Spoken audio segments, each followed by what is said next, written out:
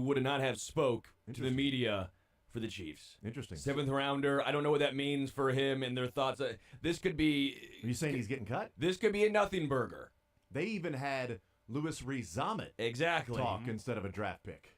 Are they convinced that we're all going to just know that he's one of the Hanson brothers and he's going to bust out in song?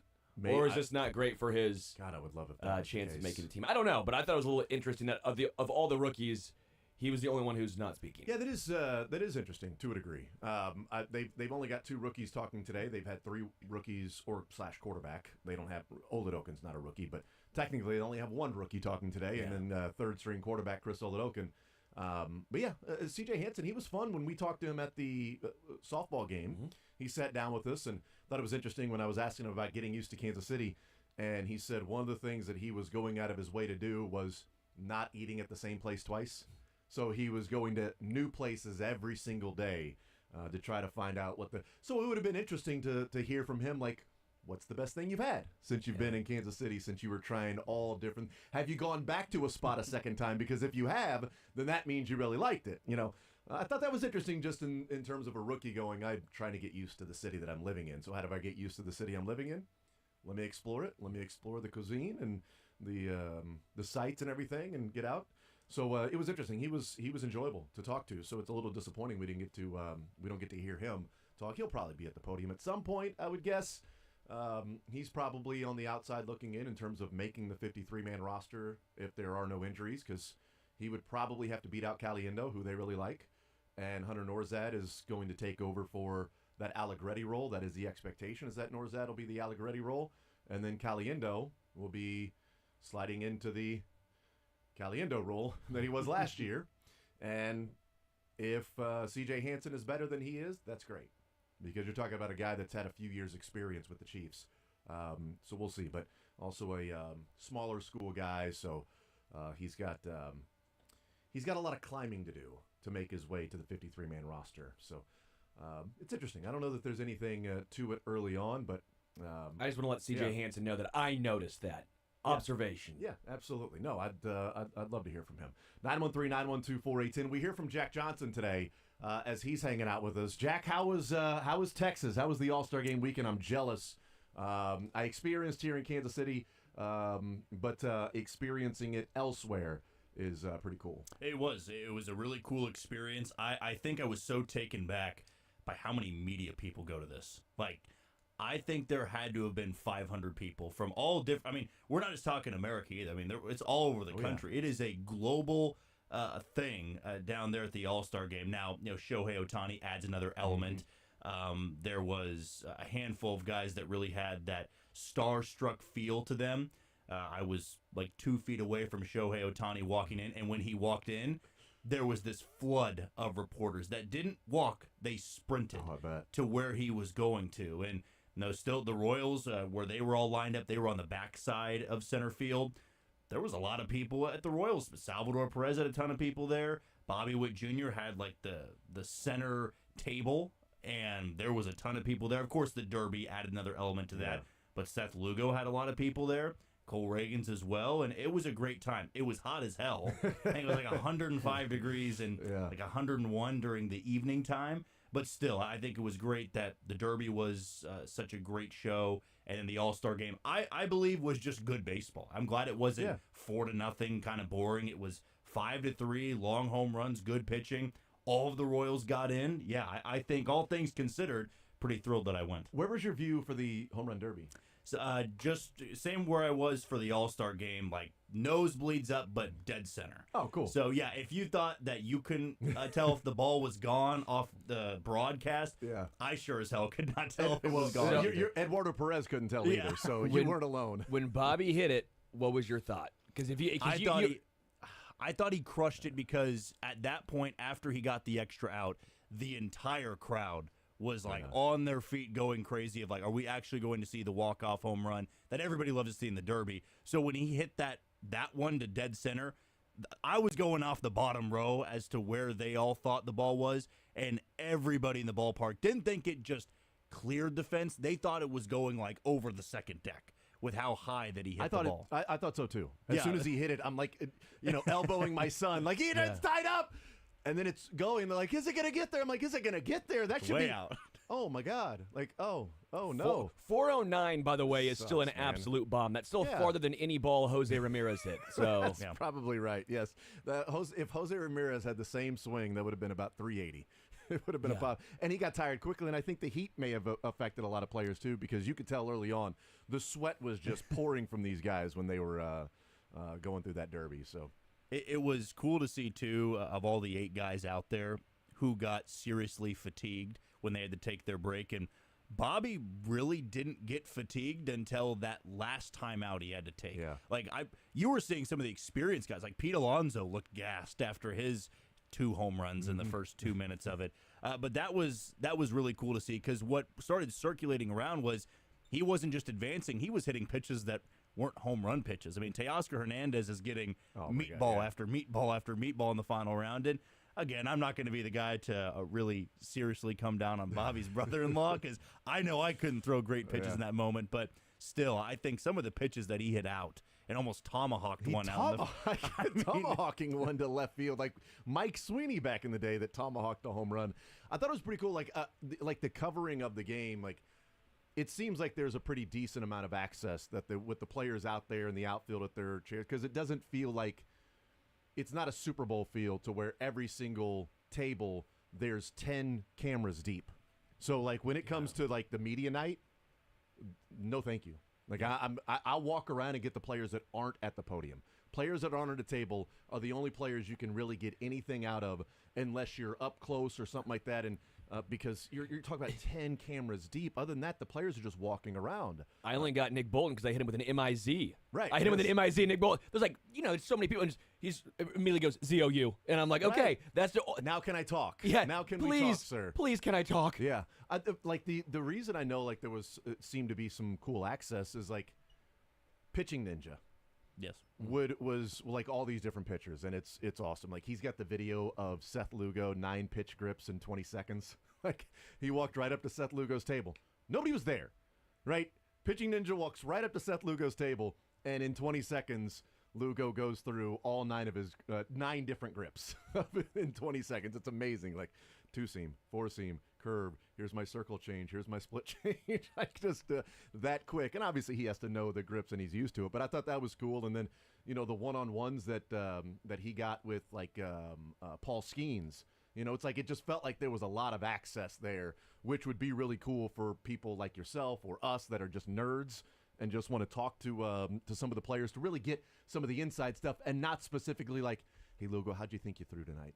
That second inning, what was that? Was that a changeup that happened on that double? Did you feel like you were getting squeezed? But you just simply talk to him about baseball. Like that stuff is pretty awesome to see the pitcher go through all the different grips. And the Paul Skeens one was interesting because Paul Skeens saying like, well, it's a splinker, but it's a sinker, but now I release it off my index finger instead of my middle finger. If I let it go, if my middle finger was the last to touch it, it was a sinker, but now I haven't changed anything except for my index finger as the last one to touch it, and now it's got rotation that looks like a split finger. And the guy finds a new pitch this year. Like that's just absurd. Like Paul Skeens to just find a new pitch and create a splinker, and all he did was touch it in a different spot as to leave the rotation there for Paul Skeens. I thought that was awesome. That was cool information for him, and talking about tunneling and everything. So I was jealous of all the different access and things like that you guys got, but happy for you that you got to experience it. Who was the favorite guy you talked to? Because you were getting some good information from a lot of the Royals. I like you're posting it all on Twitter, and it was great. I just wanted to know your thoughts on who was the most enjoyable. Yeah, I did want a little bit more. Unfortunately, my phone battery was 4%. No I'm going, way. man. Jack, that's a rookie move. Total rookie I move. had come in from the flight. I mean, I had an early flight, so I'm on my phone. I have to go straight to the park, and at that point, I'm like, okay, I don't know if I can get up to the media press box yet, so I had no time to charge. Eventually, I went down to the tunnel and plugged it in and went back out there. It's like you're in an airport just sitting down. You're just in the hallway. Yeah, and I thought for a second, I'm like, maybe I should try to go get Aaron Judge. And then I saw the media scrum with Aaron Judge, and I'm going, I'm probably not getting a question in for Aaron Judge. So for the Royals that I talked to, I thought Cole Reagan's was the most entertaining, and that's funny to say because if you listen to his MLB Network, he's same level monotone. Like, he's not Greinke-esque, but just very stoic. Like, there's not a question that makes him ramble for 2, 3, 4 minutes. Seth Lugo can be like that. If you ask him the right question of, the pitch grips or something he's really invested in, he'll go on a bit of a tangent. But that was the first time I saw Cole Reagans kind of open up with questions, and he was laughing a lot, and he was opening up to his first half of the season. He was very complimentary of his wife. He said that was one of the main reasons that he's been able to stick with it, have such a good first half. But what I asked him was about crowd or a crowd aspect, to sell out, and I didn't know at that point he was going to go into the game. But you want to hear this from your ace that he's like, I don't really know how many people are there until I leave the game. I don't care how many people are there. And he said he was talking to somebody. I can't remember who he said, but he had mentioned that he told somebody that the other day of, when I'm out there, it's just this kind of this cone of silence, if you will, of just I don't hear any of the crowd noise. I don't know how I'm really pitching in the game. You hear that with like no hitters. Of, I really didn't know I had a no hitter till the 7th inning. I think he has that same type of mentality, and even some of the other questions that people were asking him, the answers he was giving was a lot different than when you're in the clubhouse on a Tuesday night at Kauffman Stadium after one of his starts. After one of his starts, it's, well, I felt I had a good control of my fastball. I got the swing and miss. Defense was great. Offense was great. It's typical stuff that we've seen from the Royals pitchers all year long. But the All-Star game added this party element to it that I can really be myself, and I'm getting questions from all different media backgrounds, not just, a couple of us down there in the clubhouse. I like those conversations way better than the post-game conversations. I mean, those are good for like specific discussion on that game, right? Okay, you're honed in on something very specific.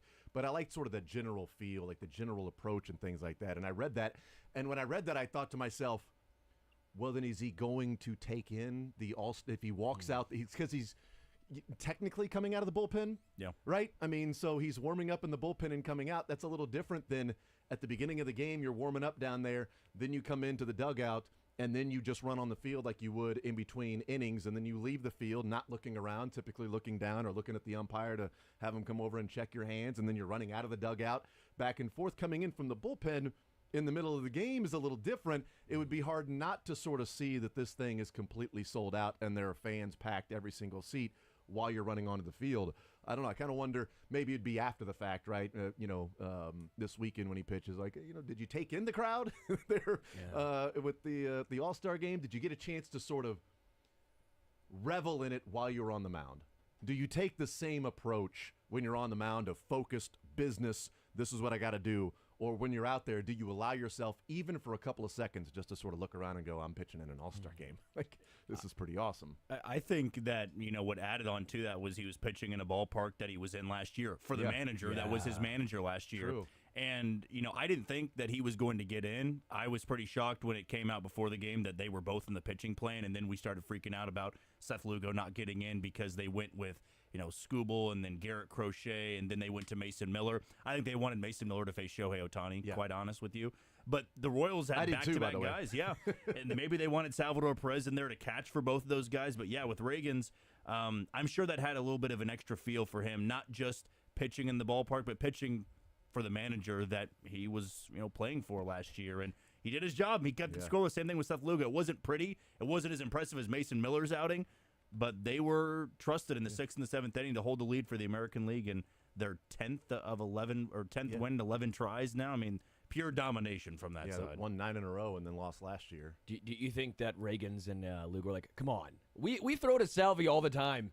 Give me Rutschman back there. Or do you think Salvi's like, let me catch someone else? Well, I catch these dudes all the time. That was interesting to hear Salvi after the game, which was also cool. The game was over, and the first person they go and talk to is Salvi, right? That was pretty awesome with the broadcast. And he goes, that he wanted to catch Clase. Like, he was like, getting to catch Clase. So it was a little bit like that. Like, I got to – this is a guy that I've wanted to catch in a game, and I got to do that and be here and catch Clase. I thought that was pretty awesome.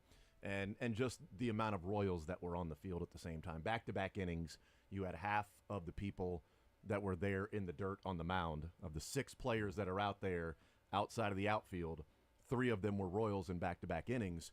People may not have known it because they were wearing peach uniforms in the game. It's weird how the Derby and all the media stuff they wear their regular jerseys, and then in the game they put on these weird Galaxy 2082 guesses of what the jerseys will look like to actually play the game. And I don't know, maybe they have to wear their regular jersey so people know who they are when they're going around to interview them, which means that maybe you should put them in their regular jerseys so the rest of the country will know who they are when they're out there playing in the game. If the media can't tell who they are, then I can tell you right now, good old Bobby Boy who's sitting on the couch doesn't know who Jordan Westberg is. I didn't know who Bobby almost ran into at behind second base. I didn't know it was Jordan Westberg. If he had an Orioles jersey on, I would have known it was Jordan Westberg. I think there's a very simple fix to this. One, for the All-Star game, they're in their usual uniforms. If you really want to showcase new jerseys, put them in the Derby and let them wear their team hat during the Derby. Therefore, I can differentiate, okay, this guy whose name is on the screen plays for the Royals. Mm-hmm. Instead of the All-Star game where you're looking and you see who's coming in, you literally had to wait. From where I was saying, you had to wait for the PA guy to go substitution in there because I even got it wrong one of the times. I thought Seth Lugo was warming up. It was Mason Miller because I was 4,000 yards away. And if he had a Jordan Love. You and Jordan Love's mom just hanging that was out. me, just waving from the top. And Thanks I'm going, a lot, Jack. I retweeted you like, And Lugo's warming up. And they brought in Mason Miller. I'm like, oh, bleep. Are they not going to throw Lugo now? And that's where I was like, okay, I probably need to clarify this because now I make Bruce Bochy look bad, like he's teasing Royals fans of, hey, watch your guy warm up. Just kidding, I'm not putting him in the game. God, what if he would have said Billy Butler's going to bat third? No. I mean, oh, man, if he'd have said that, he really would have been on top of it. You know what actually could make sense? And I don't know how much I like it or dislike it, but I think if you were Major League Baseball, they should have done this. City Connect jerseys. Yeah. Like, if you're still trying to sell the City Connect jerseys, like, if you're still trying to make that a larger thing. I just don't know all the different City Connect jerseys. I agree. So I'm saying for us, it wouldn't make a huge deal. But if you're Major League Baseball and you're wanting to get newer jerseys still out there, the City Connect would have made some sense. They just want to sell different jerseys. I'd say, put a patch on the jersey. Because I'll say this, I would be much more likely to go and go, you know what, this was Bobby Witt's first ever All-Star game, and he's going to make like 15 in his career. Maybe I'll buy that jersey. Well, I'm not buying that jersey. But if it was a Royals jersey with an All-Star patch of, whatever the logo would be there in Texas, and how it differentiates from different All-Star games, if that was the patch sort of, right next to the Nike sign in the Royals, or maybe you put it on the arm. Well, I guess they got Royals and then QT. But you'll find a place to put the damn patch. Put the Alamo somewhere on the jersey, and we'll call it good. That's right. That's San Antonio, but that's fine too. But I would be much more willing. In fact, I might actually go and buy that particular jersey, but there's zero chance I would spend a dime. I wouldn't even wear that jersey if somebody gave it to me for free. Like I would be like, oh, I'm okay. Actually, it's fine. I'm all right. I don't need the jersey. Thank you though, because also it was weird. It said American League. We know it's the American. We know it's the National League. We don't need the whole thing. We don't need Kansas City Royals on our jerseys. I don't know. We've talked about it, but you were there, so it seemed difficult to see on TV. So I can only imagine what it was like 400 feet in the air. It was terrible to look down on the field and not really, as you said. I think I knew Jordan Westberg was out there, but I couldn't really make out who that actually was at second base. And whoever decided to spearhead that idea a few years ago, because I remember the one that Hosmer won the All-Star Game MVP. Right. They were wearing their typical uniform. So it happened, I think, in 18 or 19 when they started this. And whoever decided that was a good idea, maybe it was to show the unity of the American League of, hey, that those guys are playing for the American League because it is AL versus NL, rather than have people contemplate, well, are the Astros in the AL or the NL anymore? Like, if you don't really know if they are in the AL or the NL anymore, then that's on you. That's just on you. I'm sorry. We used to get the best of both worlds, the team uniforms and the game mattered. I was going to say the game mattered. The game mattered. And we got team uniforms. If the game mattered, I love that, by the way. There's a number of things that Major League Baseball has done that I've been a fan of, and many people have disagreed with me on that. I love the game mattering. Yes. I love the ending of the shift. I love the pitch clock, and I love the Ghost Runner. I love when the game mattered. Anybody says I love all of them, bring it on. If the game still mattered, then I could understand wearing the jerseys because that shows that you're a team. Yeah, okay, right. Fine. But the game doesn't matter, and you wear that, you're soft, Rob. You're soft, Rob Manfred. Sherman Ultra, come on and debate me, sir. All right, we will. Let's take a timeout because on the other side, we think we'll be getting an early Chiefs press conference. So we'll hear from Oladokin and Kamal Haddon. We'll talk some Chiefs today. We'll get back into some Royals because the post All-Star break season starts. So I want to get into what we think about the Royals offense, the starting staff, and the bullpen. We went around and gave our grades for the team pre-All-Star break, what we thought they performed at what level, letter grade they performed at. By whatever definition you want to call it. I went back to the beginning of the season, not putting any midseason change of perspective or change of expectations or anything to give my letter grade. I want to do the same thing with the offense, the starting staff, and the bullpen, and just go through some players that maybe are exceeding expectations or have fallen short so far that can pick things up. We'll do that probably around 11 o'clock or so as we get back into some Royals. We'll take a timeout. We'll come back, continue rolling along. More Zone next.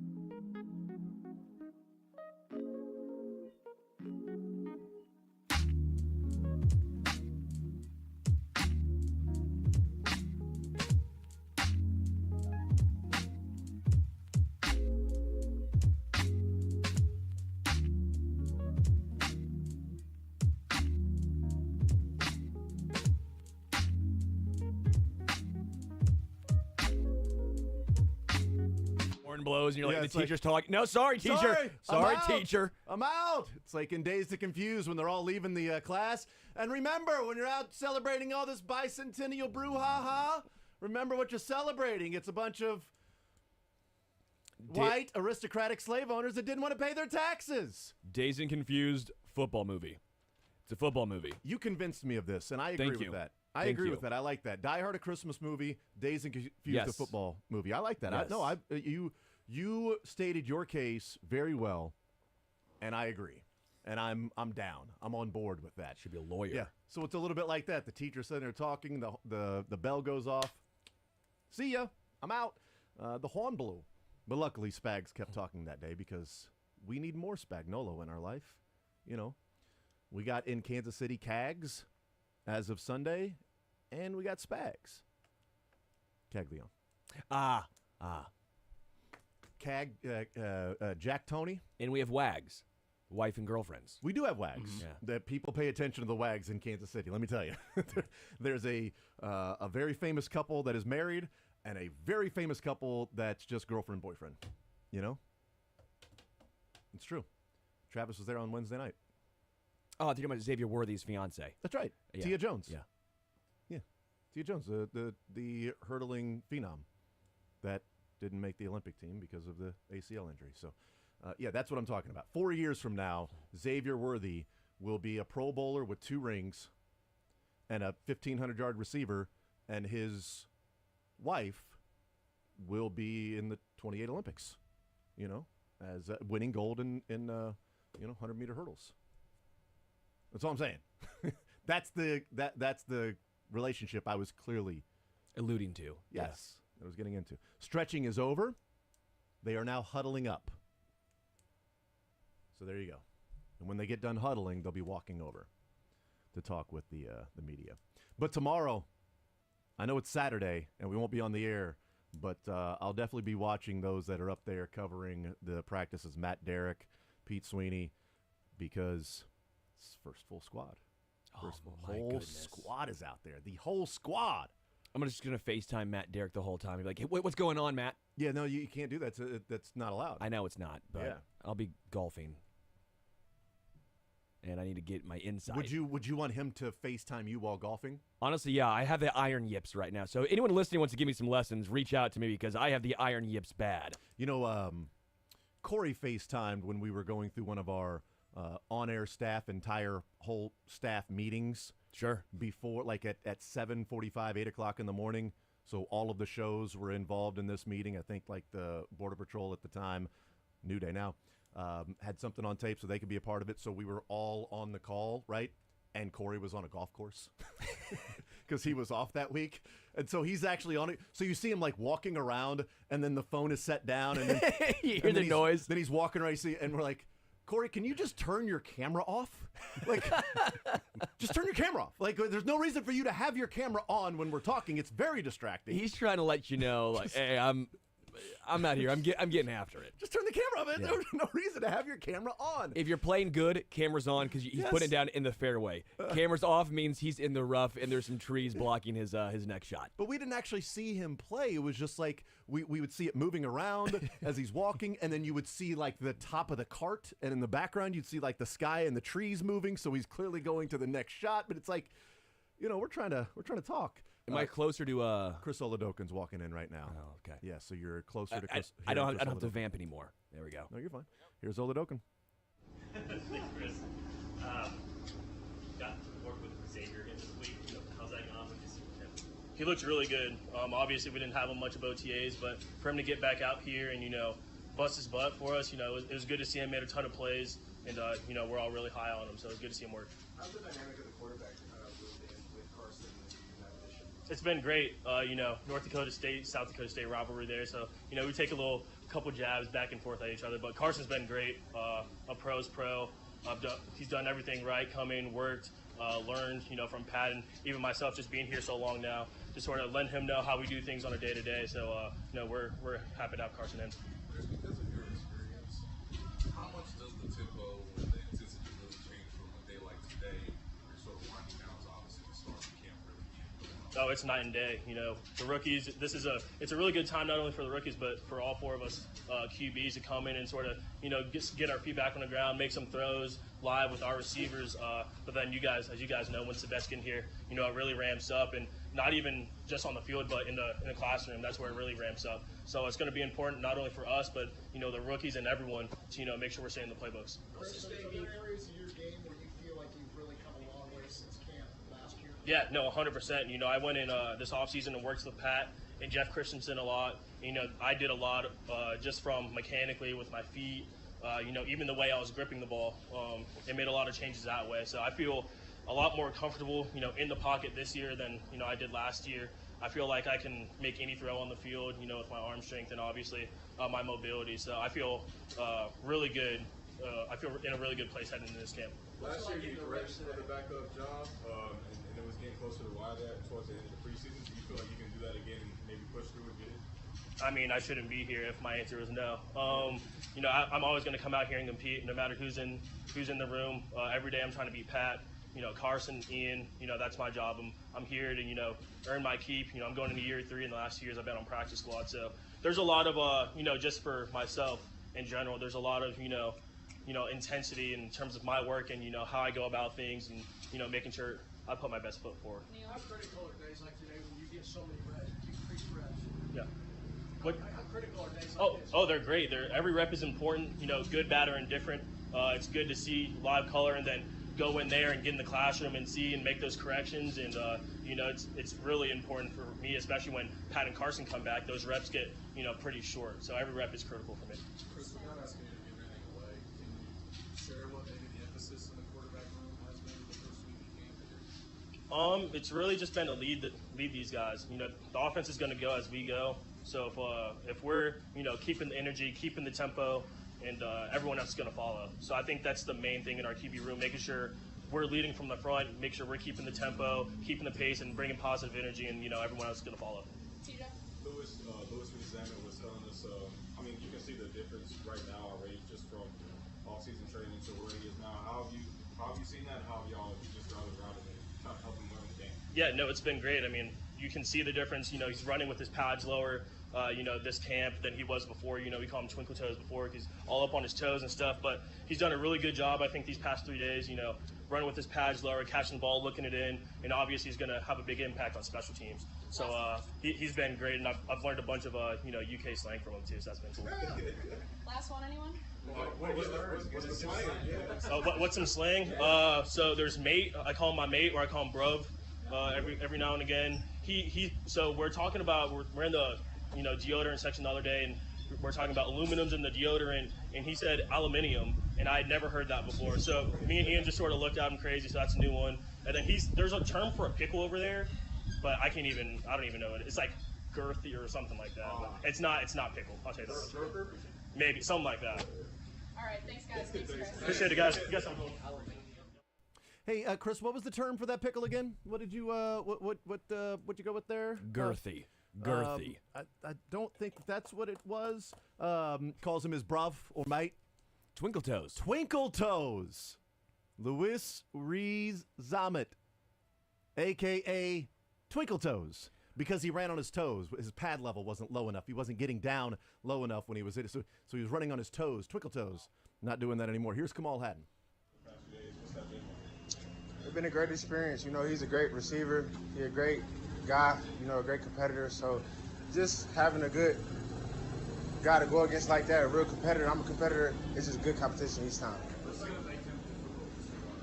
Excuse me? What makes him most difficult? Just his elusiveness, the way he attacks the game, the way he attacks, coming off the line and just getting into his routes. He's real good at that, and he's a competitor, so that's the main thing. Looks like you've been getting some work inside. How's that been going for you?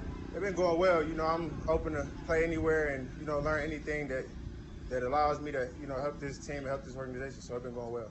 I know you were out just for injury and having that towards the end of the draft process. Just knocking the rust off in off-season workouts. What do you feel you are now learning to play to get adjusted? I feel back, man. I feel like I'm back. It's real good to be back on the field. I feel like I'm more faster. I feel like I'm stronger, and mainly I feel like I'm smarter. So that's just the game took me out, but it helped me grow mentally. It helped me grow as a man and as a player. How much have you learned in the playbook so far? I learned a lot, man. Pretty much they throw everything at you, so you gotta learn everything, learn as much as you can, and just keep working and keep your head in the books. While you were breakup today, can you walk us through that? Man, it was just a play, a good play that I recognized, and I read my keys and did what I was supposed to do, and the play happened and it came. When you're up at OTAs or here in camp, and you have study time, you're supposed to think, but when you were off, you had that time off. What was the playbook type work for you and the study habits for you on a daily basis? Well, man, I actually, because me and Nick Jones are from Michigan, so I train with him a lot, and just asking him questions every day when we train, just bouncing things off of him while we training, and just asking him any little things, to help a rookie come in, because he was a rookie as well. So just asking him little things like that every day while we train, and whatever we do, just little things at a time, little by little. What's the message been from Coach Merritt with you? I mean, this organization has been able to make defensive backs really great in lots of different positions. Right. What's Coach Merritt's been like for you, and kind of his message for you? He's been a real mentor, mainly outside of football, just helping me grow as a person and helping me grow as a young man. He's been a real great mentor. He's somebody that, I look up to, and somebody I really truly appreciate, for, seeing me and helping me even from when I first met him. It was all knowledge and really outside of football things. So he was a real good help with that. Thank you, everybody. Thank you. All right, there's Kamal Hadden, Chiefs' newest cornerback draft pick. They're going up against Xavier Worthy and studying and getting ready for this camp. We'll take a timeout, come back, and continue rolling more zone right after this.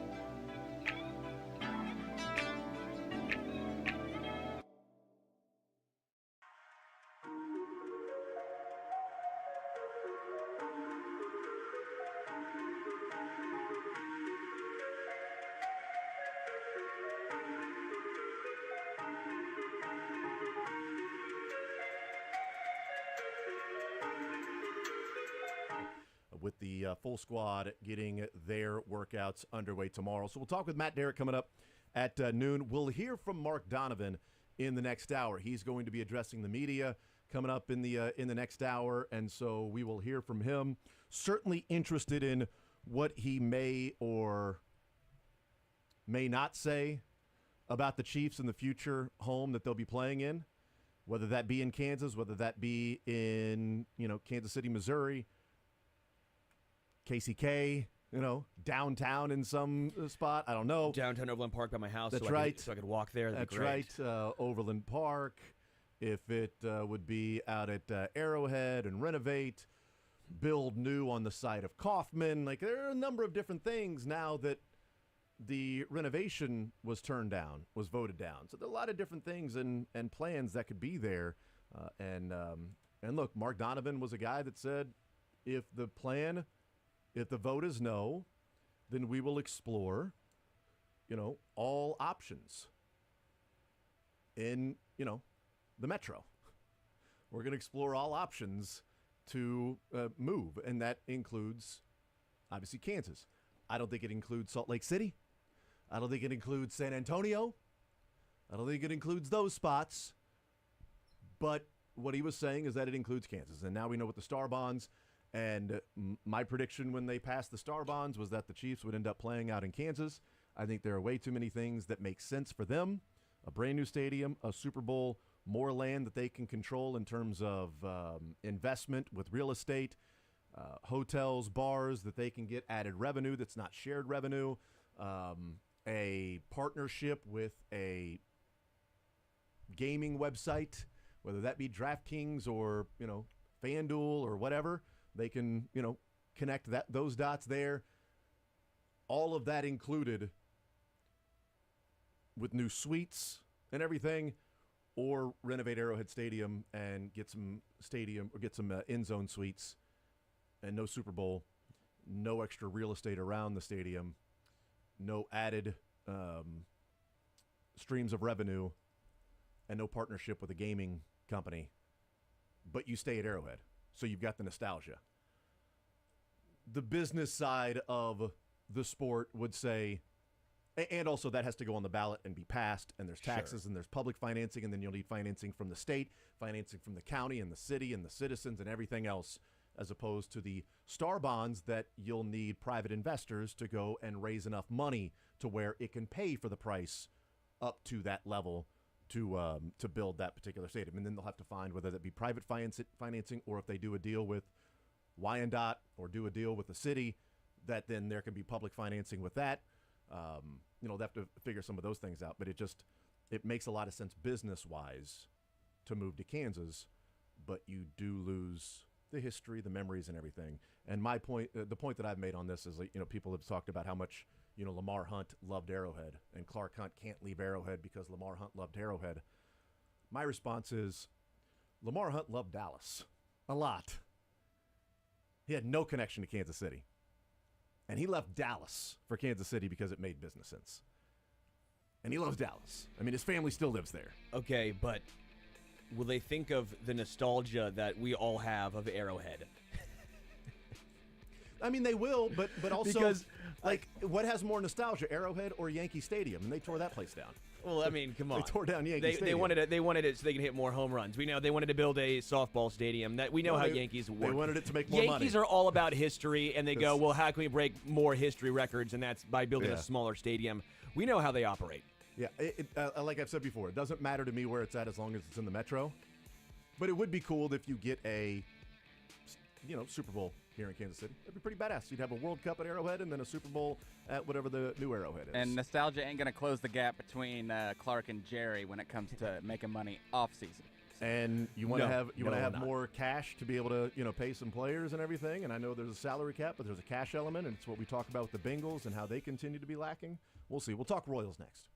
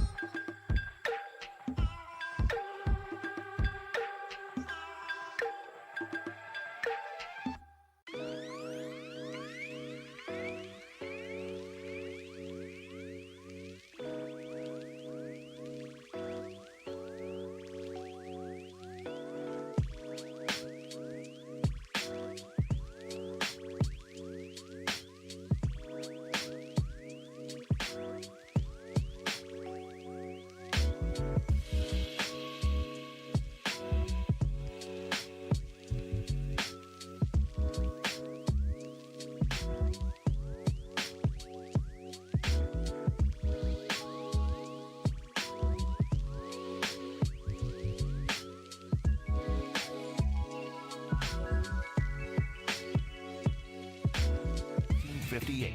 Enjoy healthier food, more free time, free delivery, and better value. Go to GuaranteedFoods.com.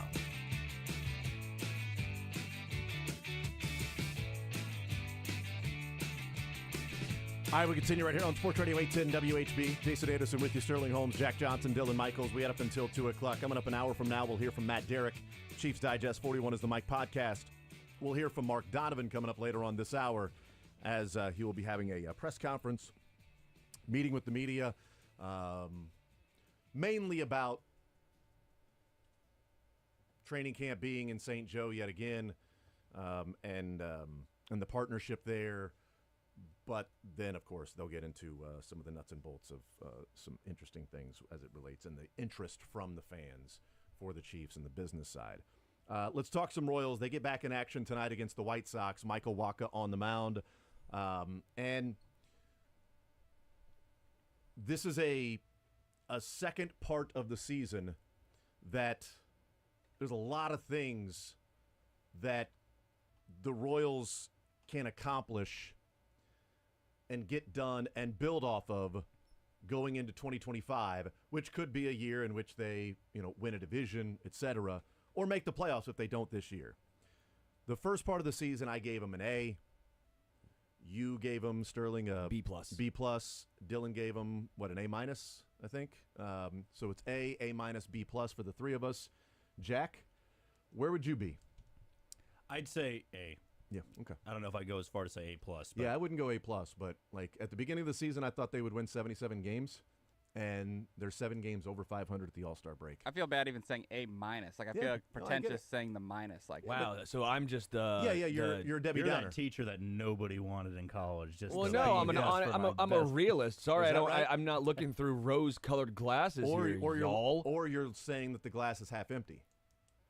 No, I kind of think so. I don't think so at all. Why are we the ones? The three of us all agree sort of around the same thing. You're the outlier, but you think the three of us are the ones looking through rose-colored glasses. You do realize a B plus and a B minus it could be an 89 and B 90. plus and an A minus. And an A minus, that could be 1 percentage off. That's you true. You realize that, right? I do realize that, Yeah. but you have put Dylan in the camp with Jack and I. Sure. So therefore, we are all three looking through rose-colored glasses. Yes. This 1 percentage difference is you being a realist. I'm the 1%. Well, there might be some truth to that. I don't know. No, but come on. An A to me is if you are basically what the Guardians are doing. Or that's an A plus. If you're 2 games less than that, then I'd say okay, that's an A. Just based on where the Royals they're third in the AL Central. But if they were going to be third in the AL Central is right, so basically what I thought. Right, but you had them winning 77 games. No, I had them more than 77. I had them. I think I had them at maybe I said 81 and 81 or 80. I forget what I actually do forget what I said. Okay, so it was so even 500. So even if it was 500, they're 7 games better than what you thought they would be. Sure, 500 ball. And 7 games better is a B plus. And I think some of the games they've played they've beat up on the White Sox to an extent, right? They've played well overall. There's some concerns, I think the Yankees, Dodgers, to an extent, kind of the Rockies series, somewhat. Again, it's the full first half. I get that, but the way they're trending is not great. That much we know, and I have a lot of concerns. If we get into the individual stuff, I think it'll show why I have it as a B plus instead of an A. We're splitting hairs, and a lot of times the fun discussions are we're 97% of the way in agreement, and then those 3% it's you're not, an idiot. It's you're not so the Paul dumb. Skeens, Ronaldo Lopez conversation that was heated. You're not going to stand up and yell about Ronaldo Lopez should be starting over Paul Skeens. I will die on that hill. That's perfectly fine. Well, maybe not literally die, but I'll bleed on that hill. I'll go and get a. You'll suffer a wound on that hill. I'll suffer a wound on said hill. But survivable. But yeah. I mean, I'm not gonna get gouged, but if you're you know what, I gotta draw some blood. I'll give you a tetanus shot. I'm like, okay, yeah, that's gonna hurt, but I will sprain my ankle on that hill. I am willing to limp my way to but the not doctor. a high ankle sprain. But Yeah, but they're not a high ankle, because I got softball, totally in golf. Got to turn. Let's talk about the offense then. Grading the offense, grading the starting staff, and grading the bullpen. I was struggling with the offense as to where I was going to fit them in, because it was pretty easy with the starting staff, and I had a pretty decent idea of the bullpen. But the offense I would go back and forth on, because like I want to give it like a D or a C or a C minus, but then I'm like, they're right around middle of the pack in the American League, and for a good portion of this year, they were up at near the top of the American League in runs per game and top 5, and they're 13th in Major League Baseball in runs scored. Right. I've not actually looked at the runs per game, but overall runs scored, they're 13th. Played a couple more games. Like they've played 2 more games than the Red Sox. And they are just behind the Red Sox. That actually didn't matter. Yeah. So I ended up going B- with the Royals on offense, because I thought there were some players that are exceeding expectations. I think there are more players falling short of expectations and exceeding expectations, which we can get into, etc.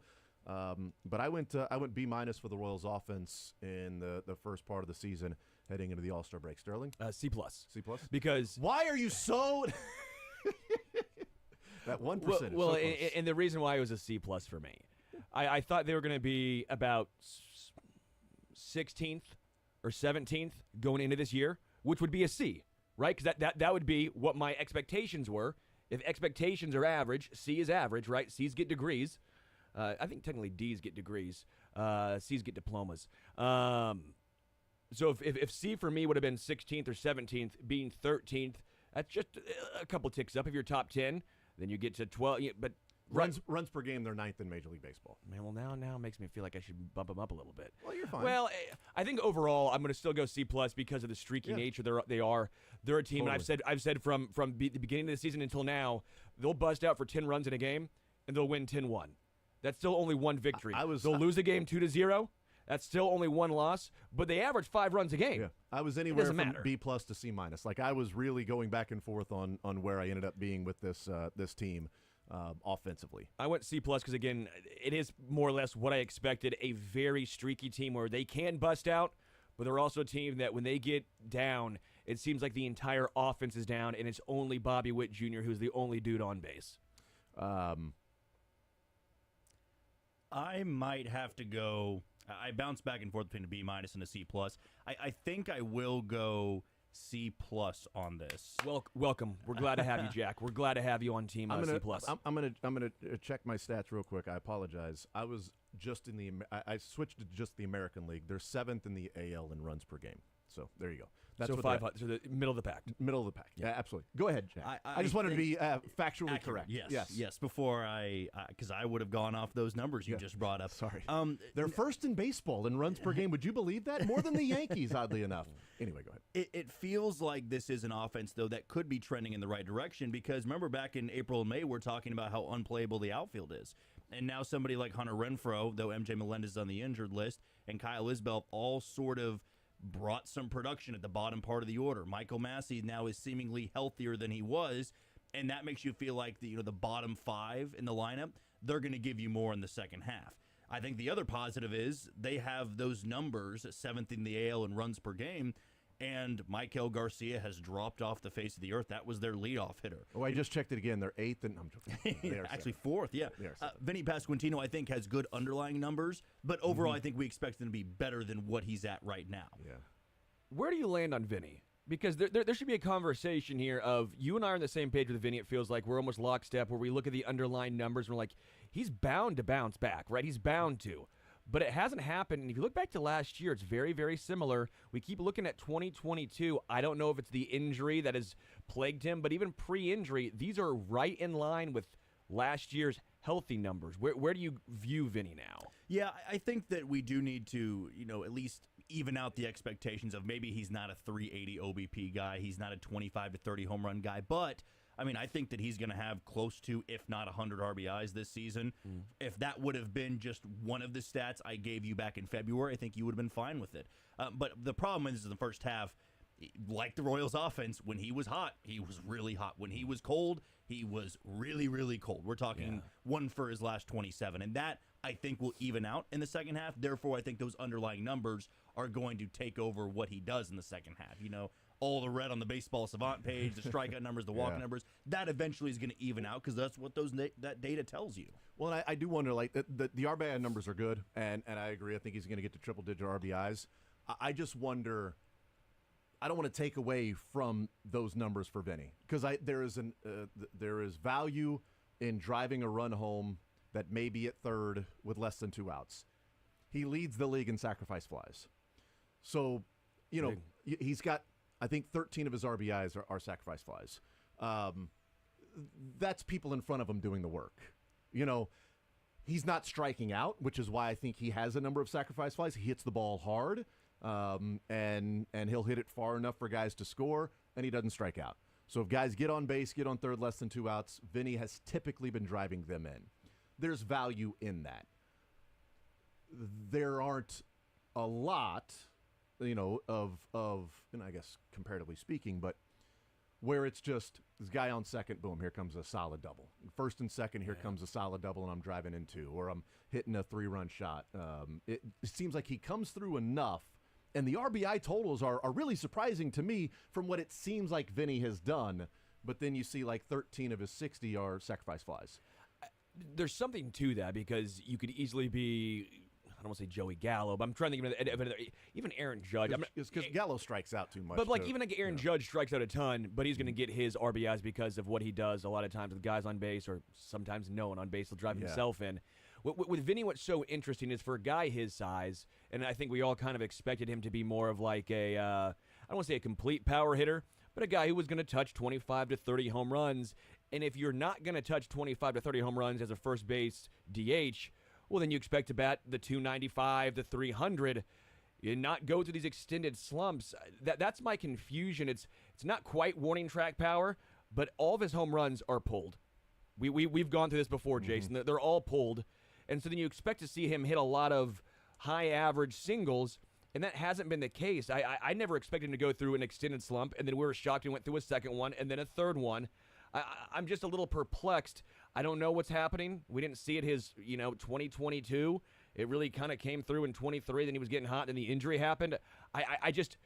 My views on Vinny have changed. I went from thinking he was going to be a stalwart, he's your 3 or 4 hitter for the next 10 years, and now I'm sitting here going, he's a good piece. He's a good. This is not necessarily me saying I don't think he should be on the team, or he's a good piece. But my expectations of he's a cornerstone have dropped down to. He's a nice guy. He's a nice player. Yeah. Vinny has 11 sacrifice flies, 62 RBIs. So, you and your numbers.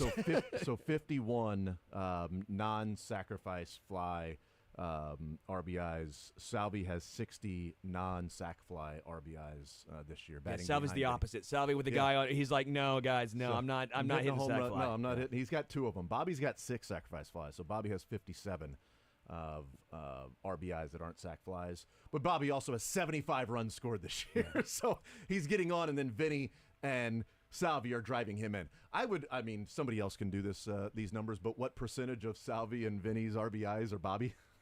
are a lot. Knocking Bobby Witt in because, that single he's turning into a double, and so he's getting into scoring position, or a triple, and then a sacrifice fly, drives him in. But Vinny to me has fallen short of expectations. I think MJ and Michael Garcia to me have fallen short of expectations. Salvi has exceeded. Yeah. Kyle Isbell to me has exceeded. Agreed. For the overall center field, and especially how he's played like the last 55, 60 games offensively. Like, he's been more than serviceable as a player. What he brings defensively and doing enough on the offensive side. Other guys are sort of just like where I thought they would be. Bobby's doing what I thought he would do. Hunter Renfroe is doing, thankfully, what I thought. He has moved from the fallen short to the whelmed. I'm not overwhelmed or underwhelmed. I am whelmed by Hunter Renfroe. He's right around where I thought he would be.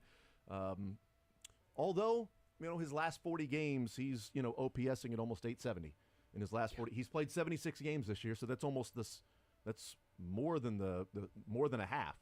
So you're talking about 36 games, and then the last 40, he's OPS'd at 866. That's up almost 150 plate appearances that he's done that. So he's going to be, if he keeps this up, he'll move into the exceeding expectations for me with Hunter Renfroe. Fermin is right around where I thought he would be. some of the other guys there. But there's Fermin's, I think, it exceeded expectations. well, but a not for bit. me though. You expected Fermin to just slash 291, 344, 411. Yeah, I've told you last year I spent most of the year saying this is Freddie Fermin.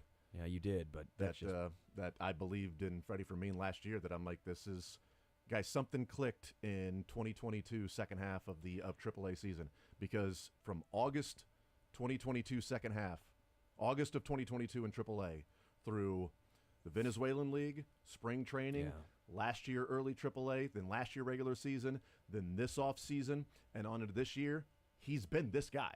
Like, he's been this guy. So third highest wins above replacement for position players. It's Bobby, now, Salvi, and Fermin. He has exceeded my expectations, Jack, on him throwing everybody out on the base pads. That has far exceeded my expectations of him being a guy that you better not run on Fermin. I didn't expect to be saying that at the All-Star break. He's played like a starting catcher, and it's kind of led to that debate of should Freddie Fermin play every single day. And I'm not one of those people. I think the Royals play him the exact amount of times they should play him, which is why the numbers are great. I'm good with how they're playing him right now. I'm not saying that he needs to be an everyday player and this will continue, but what he was doing last year in the time he was playing is what I thought he could be and was, and what he's doing this year in the time he's playing is who I think he is. Yeah, I mean, it's kind of this guy that you know, we always think with a player that exceeds off the bench, you go, well, eventually he's going to drop off a little bit. He's going to get overexposed, as we like to call it. But Freddie has been the exact same player that he was last year, honestly. Maybe a little bit better, but right on par. And I think that's why the Royals value him so much. And even after, 7-8 years in the minor leagues, they saw something like this. If he gets to the big league level, he's a really good defensive catcher. But now we can see a guy that does something with the bat. And like I said, leads that debate of, man, should they catch Freddie every single day and DH Salvador Perez because they don't have a true DH on this team? I mean, to know that that's your backup catcher and he's not like an Austin Hedges who is purely just defense and pitch calling, stuff like that. You know, Freddie is a valuable piece, and as Sterling said, he wins above replacement-wise. He's third on the team, and he doesn't even play every single day. Yeah. Anybody else that you guys look at that are exceeding or falling short besides some of the names we've mentioned? Bobby Witt Jr. is well exceeded my expectations. I mean, again, I thought phenomenal player, but I thought like 290 batting average. Yeah. Like I think batting average, I probably would put in the category of like I thought he'd be like maybe like a 850 OPS guy, 870. He's 920. I mean, like this is not me saying like I didn't think Bobby Witt Jr. was going to be great, but I said he was going to be a top 5 MVP candidate. Yeah, I didn't expect him to lead the league in hits at the All-Star break. Yeah, this is just absurd. Yeah. I know we talk about him. We see the home run derby and the All-Star. I still don't even know if we acknowledge how good he has been, and especially how good he's been defensively. Like, this still blows my mind that he went from one of the worst defensive shortstops in all of baseball into one of the best in 2 years. Yeah. All while, all of a sudden, going from batting 250 to 323 while keeping the power numbers the exact same. Like, this is unheard of. This is exactly what you dream about when you're talking about development for a player. This is when you're playing MLB The Show and you're on the road to the show and you're developing a guy and you're like, yeah, let me just keep developing him. This is Bobby. This doesn't happen. How many times do we see guys fall short of expectations? Julio Rodriguez was the next guy. He's been horrendous this year. Yeah, he certainly hasn't been. It's probably unfair for me to say what Bobby has done is sort of what I expected him to do, to take another step forward. Because I don't know that I ever thought Bobby would get on base at 370 in Major League. With what he was doing in the minor leagues, Jack, with free swinging and strikeout rates, I didn't think, 2.5 years into his big league career, he was going to be a 370 on-base percentage guy. This has been, I think, all you could have hoped for, especially coming off of the contract that he got. I mean, a lot of players get money like that, and then they immediately torpedo down, or they just don't live up to what the expectations were. And so far, you could make a case that he's exceeding those expectations. For me, though, I think it's the most obvious answer has got to be Seth Lugo. I mean, anybody that thought Seth Lugo would be... Whoa. We're not on pitchers yet. Ah, that's right. That is offensive players. That is offensive players. What is your problem? Yeah, I'm jumping the gun here. But Dude offensively, is stoked. Yeah. I actually do think a guy that deserves a little bit of an argument is Michael Massey. I mean, he hasn't played over, I think, 70% of the games. I mean, he dealt with that back injury, but when he's been on the field, This is what the Royals thought Michael Massey could be coming up from the minor leagues. You could be a guy that, doesn't get on base at a 340, 350 clip, but it's 270 to 280. And for a second baseman that, by the way, has a little bit of pop. Last year, as much as he struggled, he still ran into, 15 to 20 home runs. And I almost wonder if Michael Massey gets to that point in his career where he plays 155, 160 games, what if he's a 20 to 25 home run second baseman? And that, to me, for his size, for what his bat gives you, I think you take that also with the defense that he brings you. So, to me, I think he is one of those guys, when on the field, when healthy, he's one of the more valuable guys, I think, in that lineup. Small sample size. Yes. I'll drink for you while you talk. He has 43 games played, 147 at-bats. So not tiny, but a quarter of a season worth, right? 25%. He's slugging 483, which is higher than Salvador Perez, who's 477. I didn't put him in the category of either one just because of the smaller sample size and the injuries. I agree. If he was doing this while he's got to stay being healthy, then absolutely exceeding expectations. But he's made a difference when he's been in the lineup. There's no doubt. I just don't know, one, how much you can count on him going forward because of the injuries, and two, who exactly he is. Is he going to be a 483 slugging second baseman? Because that's insane. I mean, that's Jose Altuve. That's Marcus Semien when he's hitting all those bombs. Because he also doesn't have a high floor. He doesn't take walks. He has 3 walks this year. 3. That's he's batting 272, getting on base at 286. Like, there's not a super high floor with Michael Massey. Defensively, he's solid, I guess, if you want to count that as a floor. But if he's struggling at the plate, he's not going to sit there and take walks. So if he's not running into home runs, which, again, maybe this is who he is. He has 8 home runs. That's only 3 less than Vinny and 200 less at-bats. Yeah. Right? I just don't know how to view Michael Massey long-term, and that's why I also wondered, with Michael Garcia playing some second base, is that hey, we think he might be a second baseman, or is that a case of we're trying to trade him? Yeah. Like, I just don't know how the Royals view Michael Massey long-term in the organization. Well, I think, too, part of my reason for over-exceeding the expectation, last year in April and May, he was hitting like 114. He was one of the most unplayable guys in the lineup. And then this year you add on, he doesn't have the full spring training. He has the back flare-up. Again, during the regular season, I would have expected at that point, either coming back or before the injury, the numbers were bad because he's not 100%. And the fact that when he's out there, when he's on the field, though a very small sample size, as you said, 25% of the season he's played in only 43 games, that's not a lot. You get to 300 ABs, then we can come back and revisit this. Yeah. But I do think he is somebody because of the defense, in the same way we view Kyle Isbell. Kyle Isbell's so good defensively, be a league average bat. Yeah. Well, Michael Massey could be slightly above league average, and he's really good defensively at second base, and you also contemplate the value of second base. How many bad second basemen are out there in baseball? There's some outliers out there, but it's not a high-value position. It's not shortstop. It's not center field. It's not even third base. So that's why I look at second base, and I go, man, even if Michael Massey has a 290 OBP, well, if he hits 275, he hits 15 home runs this year, he gets to 350 ABs, and he plays good defense, that's a 2 to 3 WAR second baseman. To me, that's something I don't think I had previous knowledge of what Michael Massey could be, and that would be just fine for me for his ceiling. One last one that I want to address before we get into the starting staff and some bullpen pieces. Michael Garcia. He's been amazing at third base. Been hot and cold at second base. Some rough plays, some really good plays. And at the plate, started off awesome. Like, okay, this guy's going to start hitting for power. Are you kidding me?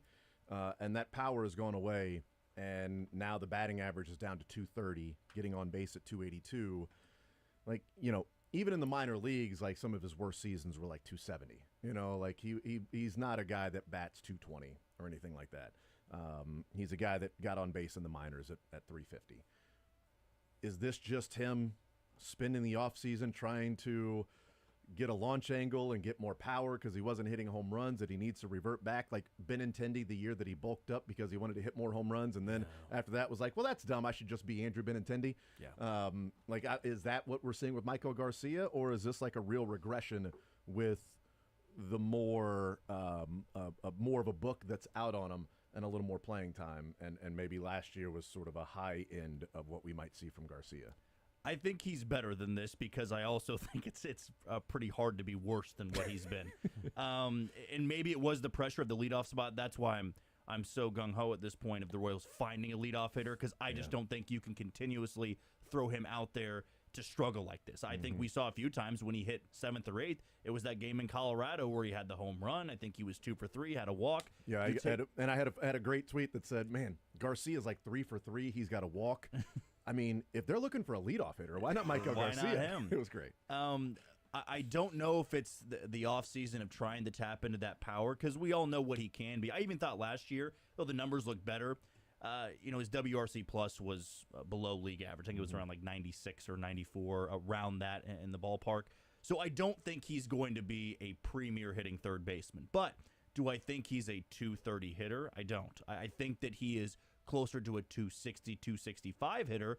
The problem is, along the lines of Vinny as well, when he's slumped, it's not been 5 for 35. It's been 1 for 29, 1 for 31, or 3 for your last 55, and that just simply can't happen at the big league level. And I'm sure a lot of it's being a young hitter. He's trying to adjust now in the big leagues, and that's something that MJ Melendez is trying to learn how to do. It's something Vinny is trying to learn how to do. Even Bobby, though it wasn't a long slump, he had a slump this year where you're just adjusting to, hey, every time I'm hitting the ball, it's not going where I want it to. They're pitching me in a certain way where I can't lay off those pitches. I'm rolling over to short, or I'm popping up in the infield. And we saw that, and people tried to point to body language. I think that's I think he's a very mild-mannered, calm, stoic guy. We've seen him show the flair before, get excited, but I never look to, he's struggling and now he's pouting about it.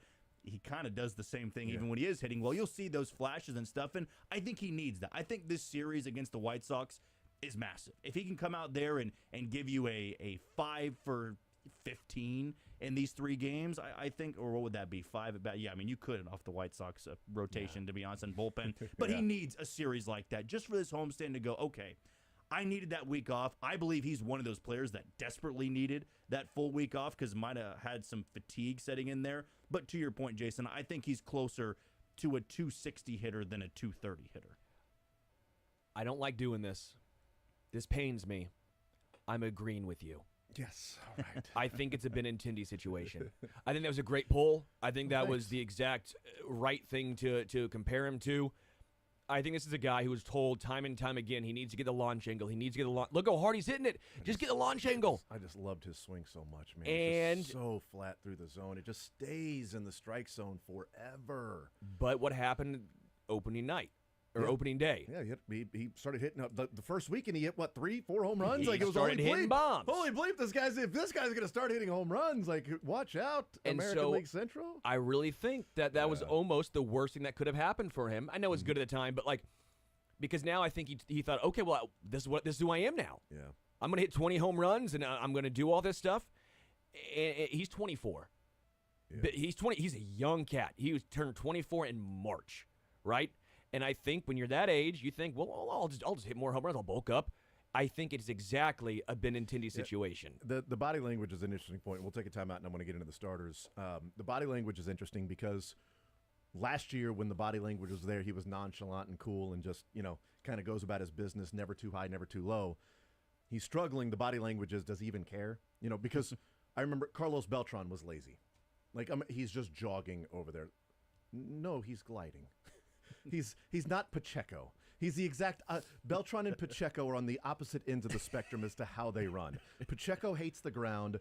Carlos Beltran is running on a cloud. He respects the ground. Yes, exactly right. And I remember hearing that with Beltran. Does he even care? There's no emotion. He's struggling. He makes a play. Does he enjoy playing baseball? No, he's just so good at it that it sort of comes easy to him defensively, and he glides over. He doesn't have to make the diving catch because he got there in time. As Sterling likes to say, he doesn't have to make the jump throw from shortstop because he was able to have the range to get there and stop and make the throw. Set one up for you, Thank Sterling. you. Thank you. Andrelton Simmons didn't have to make jump throws.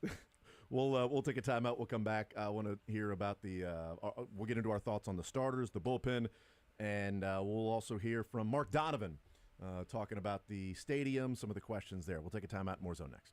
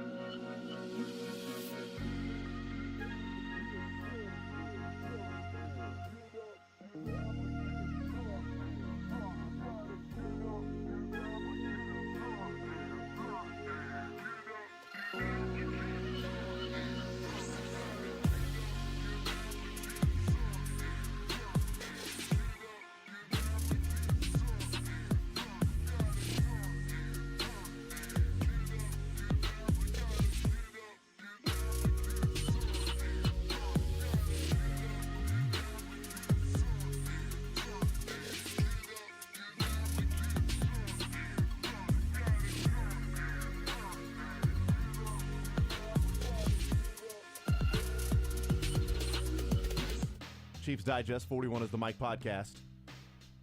Hear from Mark Donovan as well, weighing in on the stadium discussion around the Chiefs as he is there in St. Joe with the veterans reporting tonight, this afternoon / tonight, and then their first workout tomorrow.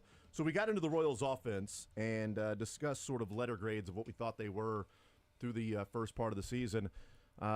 Let's discuss the starting staff. This is an A for me. Anybody? A+.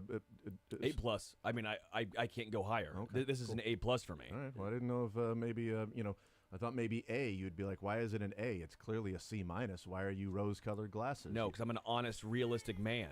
I'm giving him 110%, actually. There you I go. almost cussed so loud on this microphone. Yes. You cannot do. They don't have a chip on their shoulder. Okay, that's dumb too. There's no chip on your shoulder unless I actually wanted to make a T-shirt for Andy Reid that actually had like a barbecue chip on his shoulder because that'd be really funny. But no, you can't give 110%. It's 100. It's the max. I pushed back because there were a couple of classes I had in college where if you did all the work and you did extra credit, it was like 104%. Jack, no, that's I'm dumb. just saying what I've had from experience in college, like some of those classes that you just had to show up for, and you can get a GPA over 4. There That's you go. also dumb. 4 is 100%. What are we doing? It may be dumb, but it is technically on the scale. So that's where I will go. I will say 104, 105%, that extra credit, because they went from one of the worst everyone rotations. Got a trophy. And that's why kids these days don't want to work. Yeah, because nobody ever got a trophy back in the day for... Yeah, okay. I always love that. Like, my generation, we had to work for it. Oh, really? Because your generation is the one that's giving the kids the participation trophy. So shut up. Anyway, sorry, I'm 97. No, based on your thought process, Sterling, I think I'm going to give him an A++, a 105%, because I think it's got to be weighted, right? This is like college level courses, so I feel like I think they got a 4.2 GPA, the Royals starters. Here are the 5 starters: 20 games, 19 games, 17 games, 16 games, which is damn impressive, right? That's damn impressive. 2.48 ERA, 3.16, 3.2, 3.83. That's 4 right there. 3.83 or lower, and then 4.57 for your 5th starter. Brady Singer's now back to his 2022.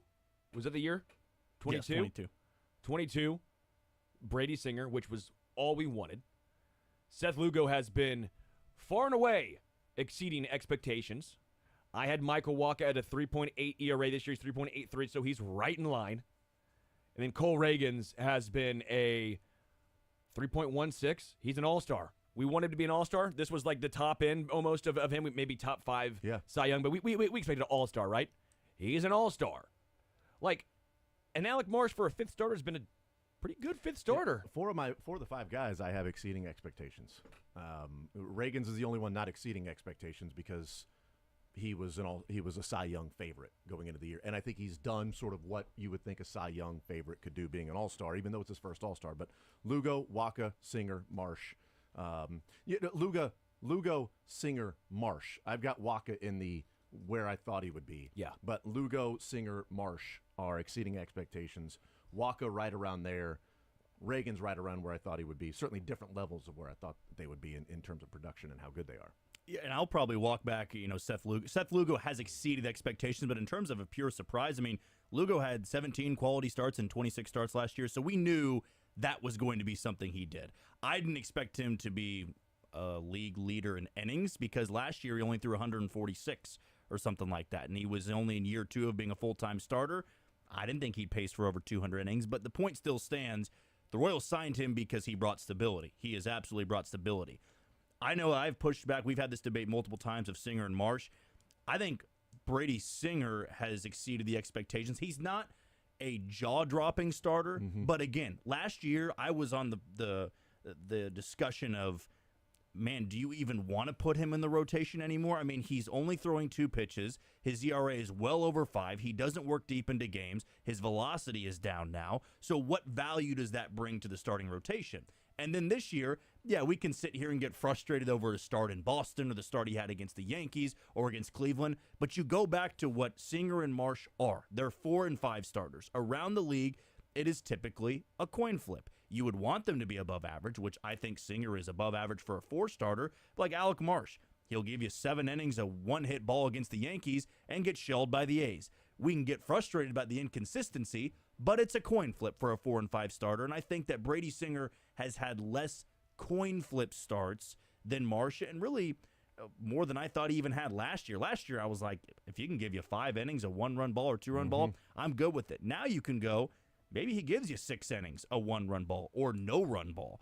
And that's why I think of all the 5, the fact that he's done what he's done through the first 97 games, that's been the most surprising considering all of those guys that are there in the rotation. How much of that is also a testament to Q? Like, obviously, Brady Singer's the one out there, so he gets the lion's share of the credit, right? But he's a 3.2 ERA and only 7 quality starts in 19 games. It's because he's pitched a lot of 5 innings, a lot of 5 1/3, 5 2/3, 5 total, giving up 1 run, 0 runs. Because Q realizes, hey, he is a 4-starter. He's not Reagan's. He's not Lugo. He's not going out there consistently giving us 7 or 8. Like, Lugo has 15 quality starts and 20 starts total. It's insane. Yeah. That's nuts. But I think Q found how to use Brady Singer to the best of his ability. I talk about it with like Dave Merritt and Spags in regards to the secondary and cornerback specifically, how sometimes you make sure it's not just what their strengths are, but you also know their weaknesses. I think Q goes, you know what? We know Brady Singer's weaknesses. We're not going to let him go out there for the 6th or 7th and get shelled. We know that if he goes through 5 and he gets us through 5, that's all we need him to do today. That's all we need from a 4th starter. And look at the numbers. They've backed it up. So I think it's not just Brady Singer, but also Q understanding Brady Singer. It's a way you have to manage this rotation, too. I think to an extent he does it with Michael Wacha as well, though Walker's had some starts where he's only at 72 pitches through 6 innings, and you can go out there for the 7th. But a lot of the times, if Michael Wacha is at 85, 90 pitches through 5 innings, you may just turn over to the bullpen. Now, a lot of it does come down to how trustworthy your bullpen's going to be in the second half, which is why the addition of Hunter Harvey is so good, because it just lengthens the bullpen. Where now, remember when Seth Lugo had the Miami start where they pulled him after 6 innings? Now you can put the game in the hands of somebody more trustworthy than a Carlos Hernandez. I know we're about to get in the bullpen, but I love the way that Matt Quatraro has handled his rotation. I've never really gotten too upset of the early pull of a guy when he's at 87, 88 pitches. You need these guys in September, and a lot of these guys are pacing to shatter their career innings in a single season, and if they're worn down, if they're on fumes in September, the Royals aren't making the playoffs, and that's why with Singer, he's not a 200 innings guy. If he's at 80 pitches through 5 innings and it's a 1-run game, I'm turning it over to the bullpen probably, just because I'd rather put my faith in the hands of a more trustworthy arm than Brady Singer with 2 or 3 pitches third time through. They have benefited from the fact that they've been healthy. They've only had one guy that they've had to worry, or at one particular time, whether that be Marsh for a little bit and then Walker for a little bit, that they've had to, find ways to get through that. Who do they have? If one of those guys goes down, like who's the next in line? We've seen Daniel Lynch. I don't think it's Chris Bubich because they want him to be out of the bullpen. Maybe he would be an opener for a couple of innings, or maybe he'd be the back end of it. Who do they have if somebody goes down that they could slide in to where it wouldn't be just an albatross that you've got to find a way to score 7 runs that game? They don't Caglione. have anybody. Jack Caglione. David Shields. Now. The scary thing is they don't. Yeah. They would have to acquire a 5th or 6th starter because the depth in Omaha is, I'm just going to be harsh here, it's abysmal. They can't turn to Daniel Lynch in a playoff race in August or September. They can't turn to Jonathan Bowen. I like Bowen's stuff. If somebody was to go down for the remaining part of the season, you would have to get so creative with that spot in the rotation. I mean, we saw just in the little time that Marsh was gone and Walker was gone, how much that changed the perception of a series. When you went, okay, we have Reagan's, Lugo, and Walker for a series, you went, they could easily take 2 of 3. They might sweep depending on the opponent. When it went from, okay, Singer, Marsh, and Lynch, you went, I think they're lucky to grab 1 in this series. And there's just, it's either Lynch or Bowen, in my opinion, or they'd have to turn to somebody in the bullpen. As you said, Jason, I don't think it's Chris Bubich. I think because of the Tommy John, they want to put him in a 1-inning workload, a 2-inning workload, rather than coming off that injury, say, well, it's a playoff race. We need you to go 5 or 6 every single time out. I do wonder if they'd let him go 2 or 3, though. Like, if you said, all right, Bubic, you get you're the opener, but you go 2 or 3, and then maybe you turn it over to Stratton for 2, or you turn it over to, well, Zerpa hasn't really thrown anything more than he's been almost 1 inning max guy. But it's a great point. There's not really a guy that you point to in AAA for sure. Boland's the only name. Daniel Lynch, I think, got his opportunity. He saved himself that first start, and we all thought, okay, well, maybe he saved him his career, and then we go, oh no, this is Daniel Lynch. This is the same guy we've seen time and time again. Yeah. I wouldn't mind seeing a little minor move at the trade deadline for a long reliever even. I mean, Jordan Lyles, I think, was going to potentially be that role, and then he's still away from the team, and there has been no news on Jordan Lyles unless you guys have something that I don't know. But I've heard nothing. I have been searching. I've been on Reddit pages trying to find things.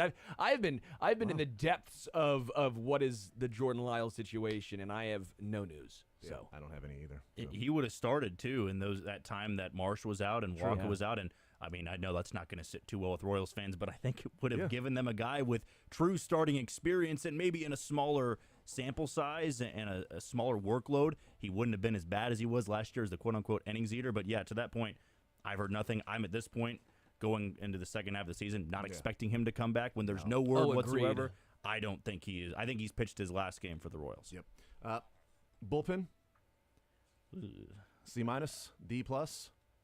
I think C- is fair. C- is where I ended up for going. bullpen. For bullpen, C-. I was thinking about D, but I went C- just because MacArthur has been about what I thought he would be. Zerpa's been better than I thought he would be. Sam Long was a nice find. Schreiber and Stratton have not been good. Will Smith started off terribly, but at least he's serviceable now. Maybe not in high leverage situations, but serviceable to come in and get some innings. Hopefully Hunter Harvey can help that out, but Hunter Harvey's not a part of this because it wasn't the first part of the season, and Chris Bubic just a few innings. So I went C-. Was thinking about a D+, but went C-. Sterling? Yeah, I'm D. I'm a strong D. Jack, what are you thinking? I think you finally surpassed my quote that I had about the throat coat. So I thank you for that. Yeah, that's fine. You've leapfrogged me. We need to get the throat coat on Cuts tonight. Jack, please. Come on. You haven't heard from American Century. You have been surpassed, but it wasn't that quote. No. Wait, from me? Yes. Oh, was that when the tree? Yeah. Yes. The tree one? Which we aren't even cutting. Yeah, how many? Why? We got to get some cuts. I've not that. heard Jack's throat coat on Cuts, and I feel like this is... I'm glad I dodged that. No. This is a legitimate conspiracy against me. You weren't Jack, there. I'll play it for you in the break. So. Yeah, you weren't there. That's your fault. So you're a strong D. I'm a strong, hard D. Not likely. Why? MacArthur's been what I thought. Okay. Which is fine. Yeah. Sam Long's been great. Zerpa's been above average. And that's it. The rest of the bullpen has been not even average. They've been well below. Stratton been brutal. Schreiber, great May. Great month of May. Yeah. Been brutal. Nick Anderson, brutal and DFA'd. Will Smith, again, brutal start, which makes the overall numbers look bad. But again, it's the full first half, pretty damn bad. Matt Sauer, atrocious. Carlos Hernandez, atrocious. Tyler Duffy, DFA'd. Will Klein, didn't do much. Chris Bubic, we'll see. Dan Ottavia, remember him? Oh, yeah. Horrendous lost games. Yeah, he sucks. Walter Pennington, He's call him terrible. back up because he's lefty. I hate him. Not Pennington, but Ottavia. So literally, there's been three Villa, guys. Whatever the hell, however you pronounce it. Three guys. MacArthur's been average. Sam Long and Zerpa have been good. And everyone else has been below. That is a hard D. Altavilla, via whatever his name is, had one of the biggest impacts this year out of the bullpen by, hurting Mookie Betts and my fantasy team. So screw that guy. All right, that's all I'm saying. I think I have to go C- because the reason why is if this bullpen going into the year had more sure things, had more guys where you invested a lot of money, they were going to be your 7th, 8th, and 9th inning guy, and they perform like this, I'm probably going a D or a D-. The reality was the guys the Royals brought in were either bounce-back guys or guys that just weren't getting offers from other teams anymore. I mean, Will Smith likely wasn't getting too many offers, considering what the Royals paid for him. I think he might have had an offer or two. Nick Anderson was a bounce-back guy coming off injury. Chris Stratton might have had more teams coveting him because he had just thrown in the playoffs, but he kind of lost his role like Will Smith did for the Rangers late in the season. So to me, there were just a large group of mediocre guys. And to me, I guess in the end, I'm not as shocked that they've pitched either below average or they're just mediocre.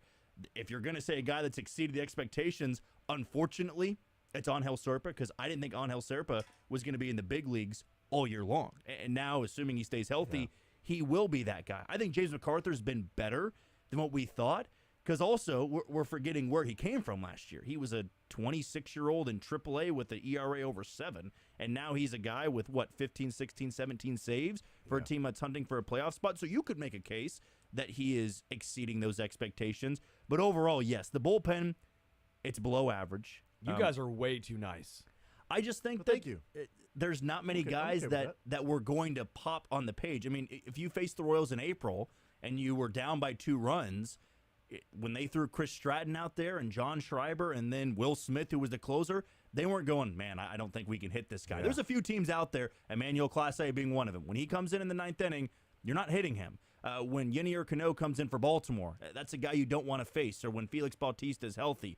Kenley Jansen, right before that series wrapped up, I don't want to face Kenley Jansen. I think when they were facing the Royals, it was, you looked at the numbers, but overall, are you really fearing Will Smith? Are you fearing John Schreiber? And they don't have any guys, even at the beginning in the offseason, that put fear into you. You're hoping Hunter Harvey can be that guy, but I'm also not going to put that expectation on a guy that was overworked in Washington before the Royals traded for him. We'll take a timeout. We'll come back, continue rolling, wrap up this hour. More Zone next.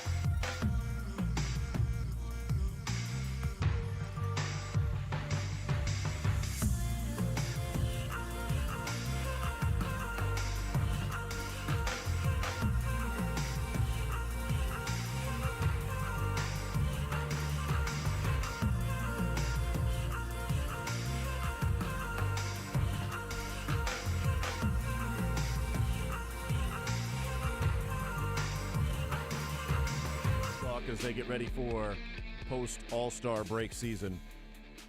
White Sox in town this weekend. We will talk some Chiefs football.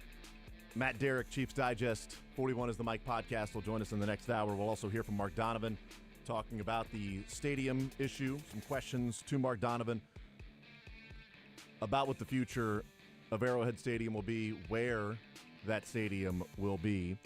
So we'll hear from Mark Donovan as well. Matt Derrick's thoughts, observations from the first 3 days of training camp. So we'll do that coming up in the next hour.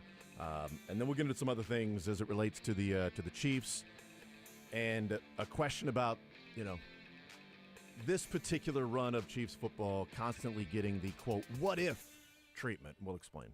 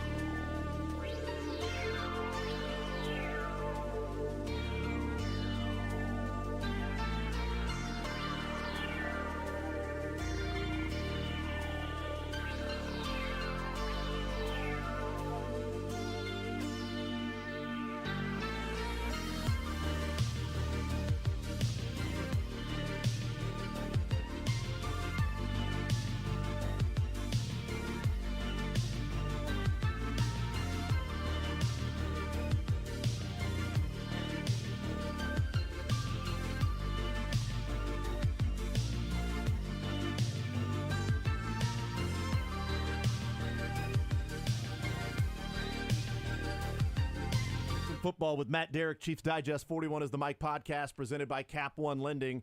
The Freedom Loan at Cap One Lending, the exclusive loan, helps you pay off your home in less than half the time, gives you access to your home's equity without having to refinance. Go to caponelending.com. Matt Derrick with us here on 810 in the Zone. Matt, what's up, brother? How are you, sir? I am doing just dandy, my friend. I am walking into the student union right now after the Mark Donovan press conference and practice this morning.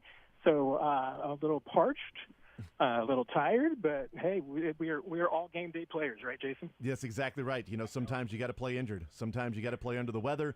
You know what? At this point in time, Matt, everybody's injured. Everybody's feeling hurt. You know, it's no bye week yet. That's right. And you know what? Sometimes you win, sometimes you lose, sometimes it rains. Yep, that's right. Well, there you go. Well, Matt, I hear you're 0 for 2 right now, man. I'm not mad. Yeah. I'm just disappointed. Yeah, I mean, technically I'm 0-3, so I'm going to own it. Wow, man. I'll own it.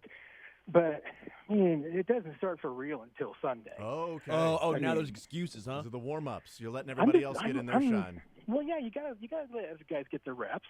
Yeah. And everything. And I'm just knocking off the rust.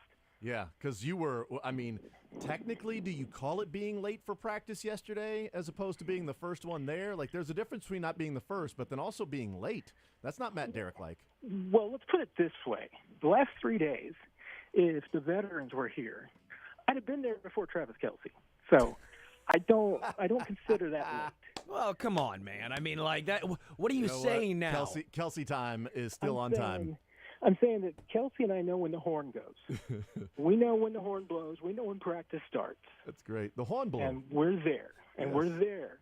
That's awesome. Heck yeah. So now Sunday, no, it's different. Okay. I mean, whole squad's there. That's when you got to represent. Sounds like you don't want it, baby. Matt, sounds like you don't want it. So the last 3 days, I may not have wanted it. That's true. I get it. I totally understand it. Now, the veterans, they start showing up like at any time today. Is there a time like when they'll start getting there? As you guys will be there, sort of covering the players arriving. Like, how does that happen today? I know rookies were earlier this week, but veterans, like they'll all be there by tonight. Yeah, and and it's. I don't want to be cynical. I'll be a little cynical. Be cynical, man. Andy Reid kind of changed the arrival time for the players when you started having some of the contract, and issues and players showing up and where they're going to be there and everything. So we just kind of wanted to do away with all that conversation and talk. So he's like, "Hey guys, you don't need to report until the end of the day." So even if you ask, what time do players need to be here? 9, 10 o'clock, something like that. I see. I'm pretty by much tomorrow sure morning. Pretty much sure that if you're in bed tonight, honestly, yeah, as long as you're there 8 o'clock tomorrow morning when they start conditioning tests and all that, you're probably fine. Yeah, that's a good point. That's a really good point, and it makes sense with Andy Reid. Like, I'm tired of people just taking roll of everybody showing up with the veterans and who's here, who's not. Is that person going to be here? Is that person going to be there? We'll find out tomorrow morning when the media members take roll and find out who is and who is not there. So when you finally got to practice these last 3 days, Matt, what? Wow. What have? Wow. And I say it because I love you.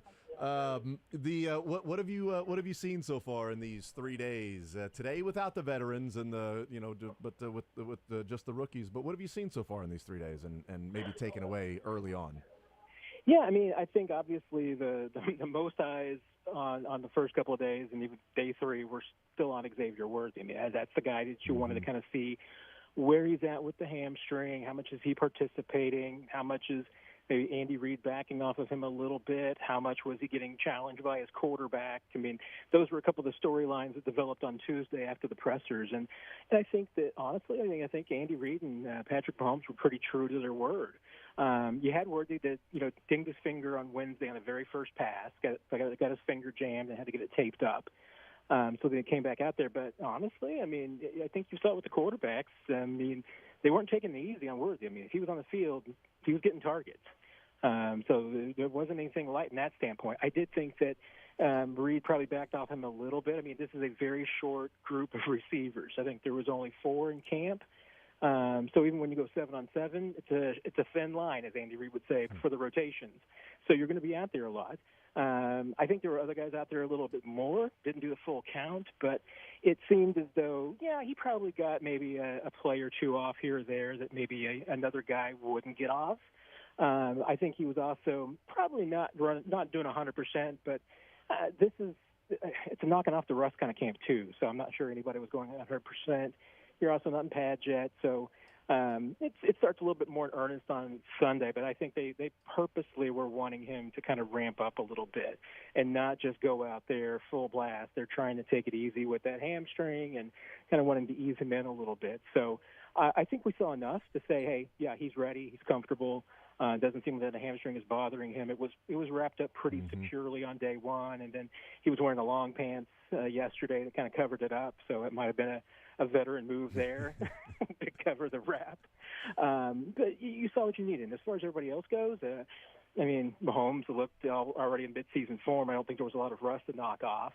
Other quarterbacks too. I think everybody looked fine. Players, I don't think anybody looked just obviously lost, which is one of the things that you're looking for in a rookie minicamp. So I think from that standpoint, Chiefs probably accomplished what they wanted to the last 3 days. As it relates to Xavier Worthy, can Patrick Mahomes and Andy Reid both be right with the term ease in their own definitions of what they expect, what they think that terminology means?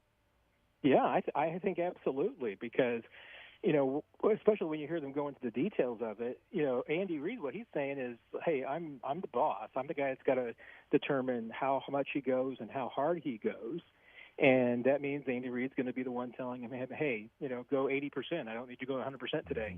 I need you going, this certain level because I don't want you going too hard too fast. So let's ease off a little bit. You're not going to do every snap, every rep. We're probably going to back off you a little bit there. That's what the coach can control.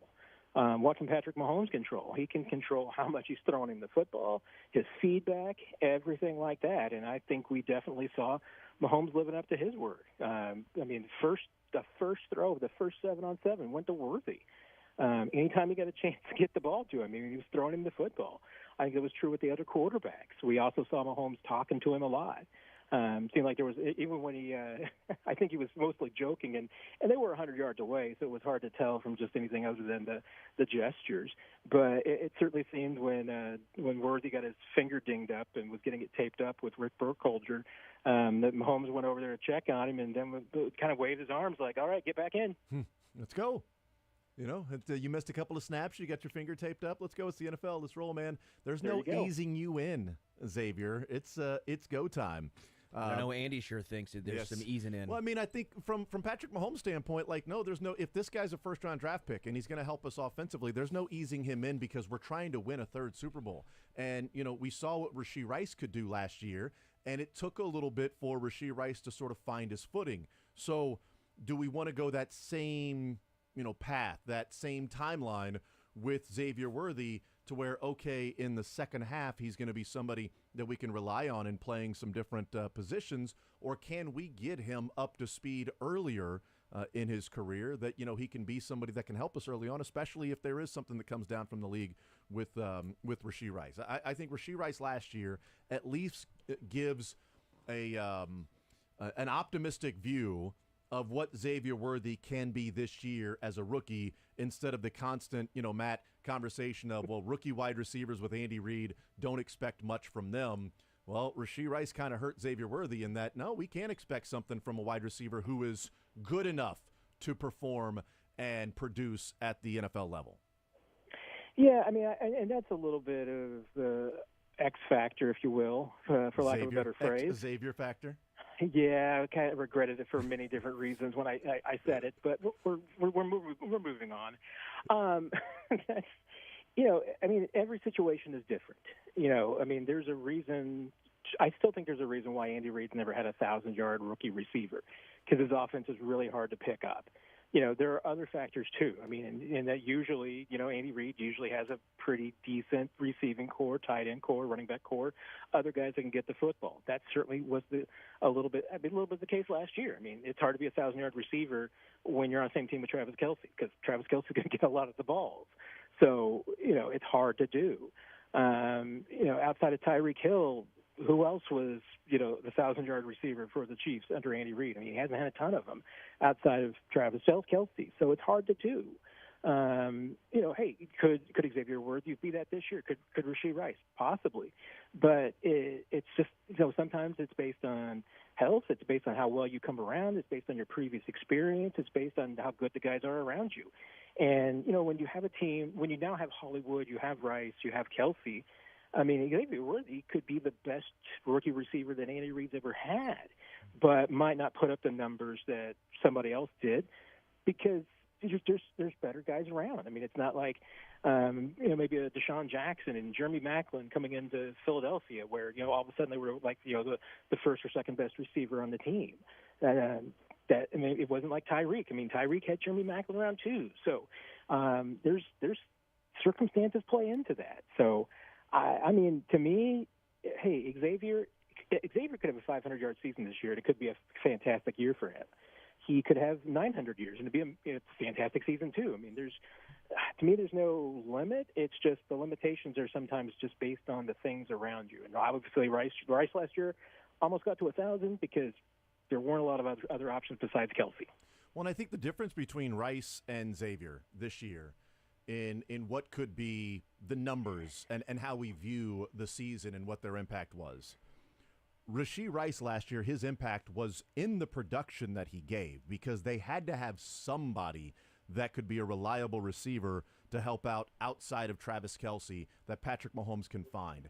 And as the year went on, we saw Rashee Rice getting more and more playing time until it came to the playoffs, and he's playing 90% of the snaps. So his impact came in his production, in catching the ball, picking up yards after the catch, being a threat, right, in terms of going to get the ball. Xavier Worthy, to me, his impact doesn't have to be in production. And I think that's part of get this guy up to speed, knowing the playbook, knowing where he's supposed to be, whatever position he's playing in that specific play or personnel package, because his impact can be just as a threat to keep a safety over the top to open up something underneath for a Kelce or Rashee Rice. Like Rice wasn't doing that last year, opening up a space by running deep for Kelce or something like that. Most of his impact came in his catching the football. Xavier Worthy being on the field can make an impact because there's such a threat where you got to know where he is. And I think that's where there's no easing him in because this guy's got to learn the playbook, be out there because he helps us just being on the field. Well, and to that point, why did Rashee Rice, take a while before maybe it kicked into gear for him? Well, one, he was not as experienced as a college receiver at a higher level as Xavier is. Xavier's got 3 big years of experience. I mean, he's one of the most experienced college receivers the Chiefs have had come in for a while. So, on that level, you expect him to come in with more, institutional knowledge of the position, what he can do. Even at a camp like this, I mean, I'm expecting Xavier to play a lot of the Z position. Rashee last year obviously played a lot of the slot where a lot of his production was. He'll probably be there again. Maybe a little bit of the Y. In this camp, I mean, Xavier moves around. He played all 3 spots. So they definitely were giving him a chance to, get some looks everywhere, which, maybe we'll see how many gets when everybody comes into camp. Maybe he'll just be tied into the Z. Maybe he'll continue. He said he's learning all 3 positions. So, that's further along than Rashee was last year when, the Chiefs had just specific positions, specific section of the playbook. He had probably a smaller section of the playbook at his disposal than Worthy does right now, and that goes back to experience and knowledge.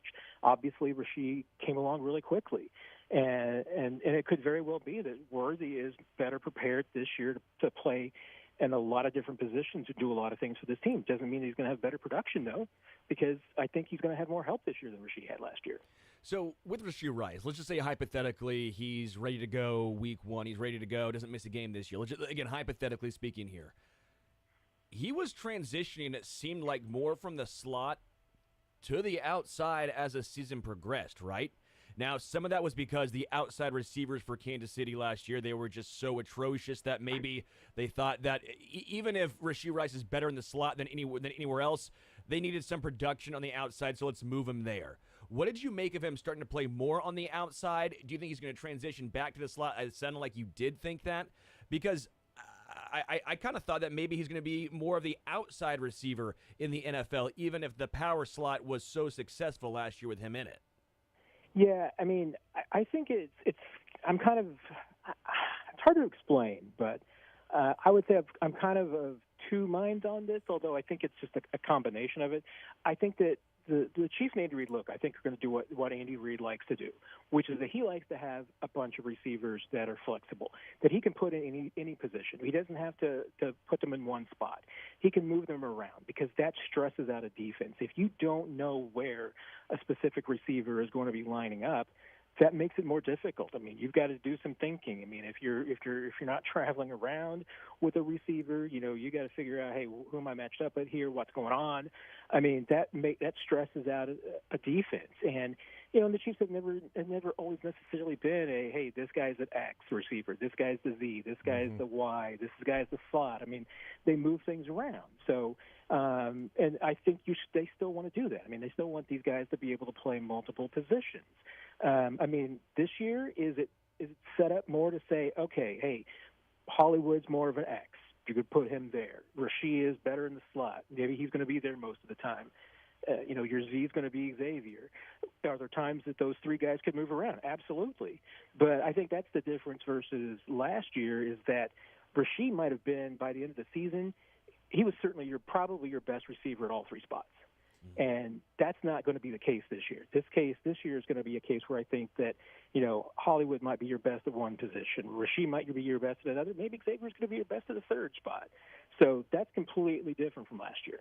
And I just wonder, too, like how much of a matchup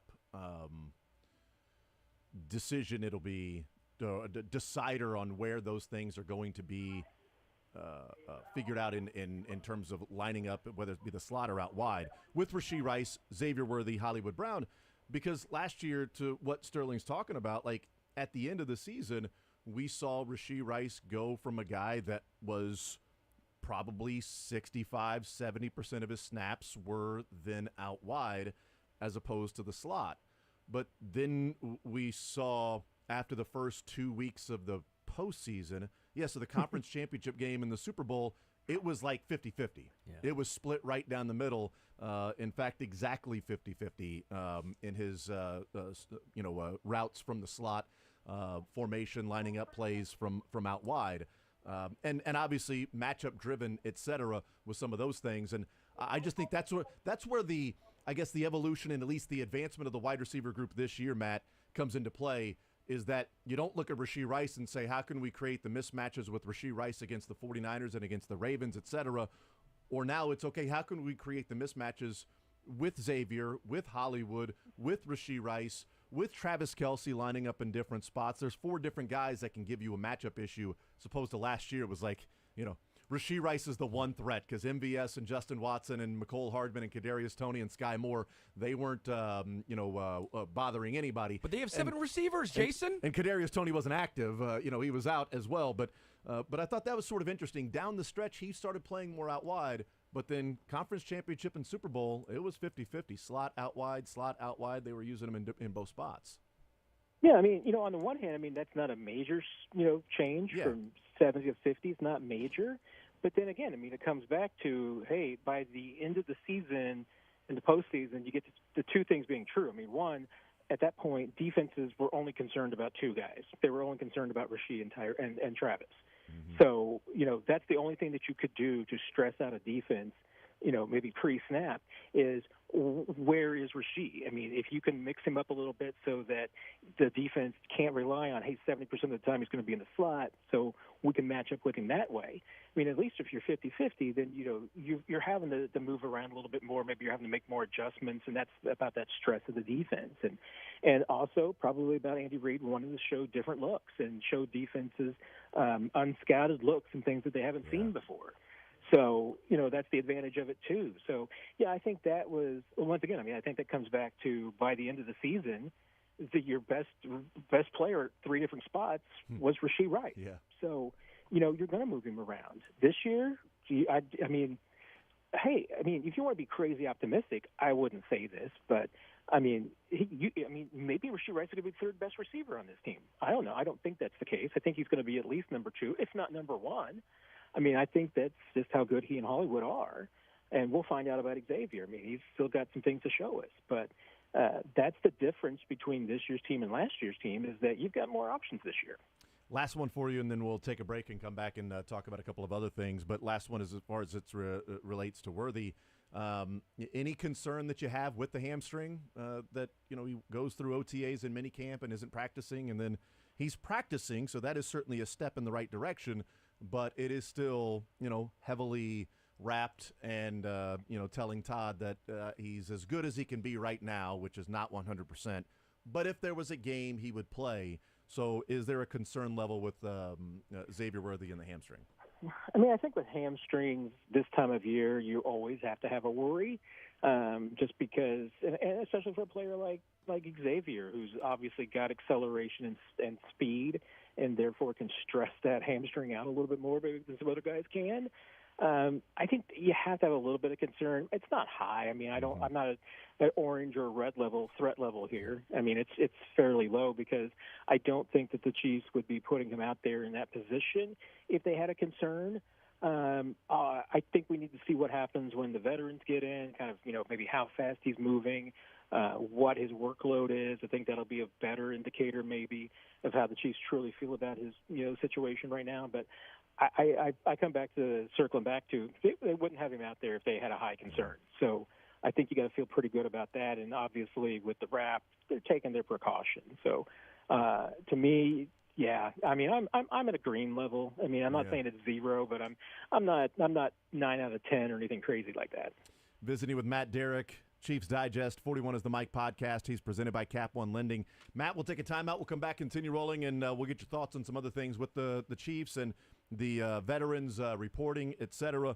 We do that on the other side of the break here on Sports Radio 810 WHB in the Zone.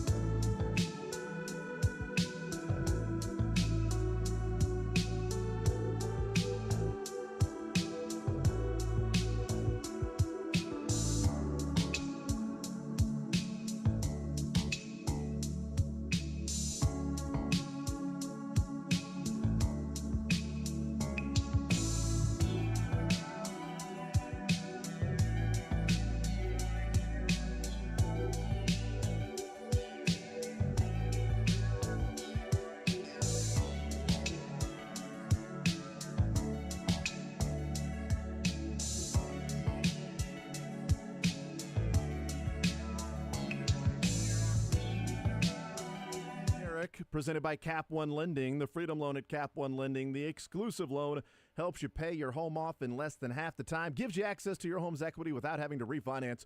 Go to caponelending.com. Matt Derrick, Chiefs Digest 41 is the Mike podcast. Matt, we heard from Louis Rees-Zammit yesterday. We heard from Chris Oladokun that apparently they called him Twinkle Toes because he ran on his toes. Does he look like Twinkle Toes to you as you're watching him play and getting some of these, 7-on-7, 11-on-11 different drills that are out there? What are you seeing from Louis Rees-Zammit? Is he starting to look like a football player or still a rugby player getting more acclimated to football?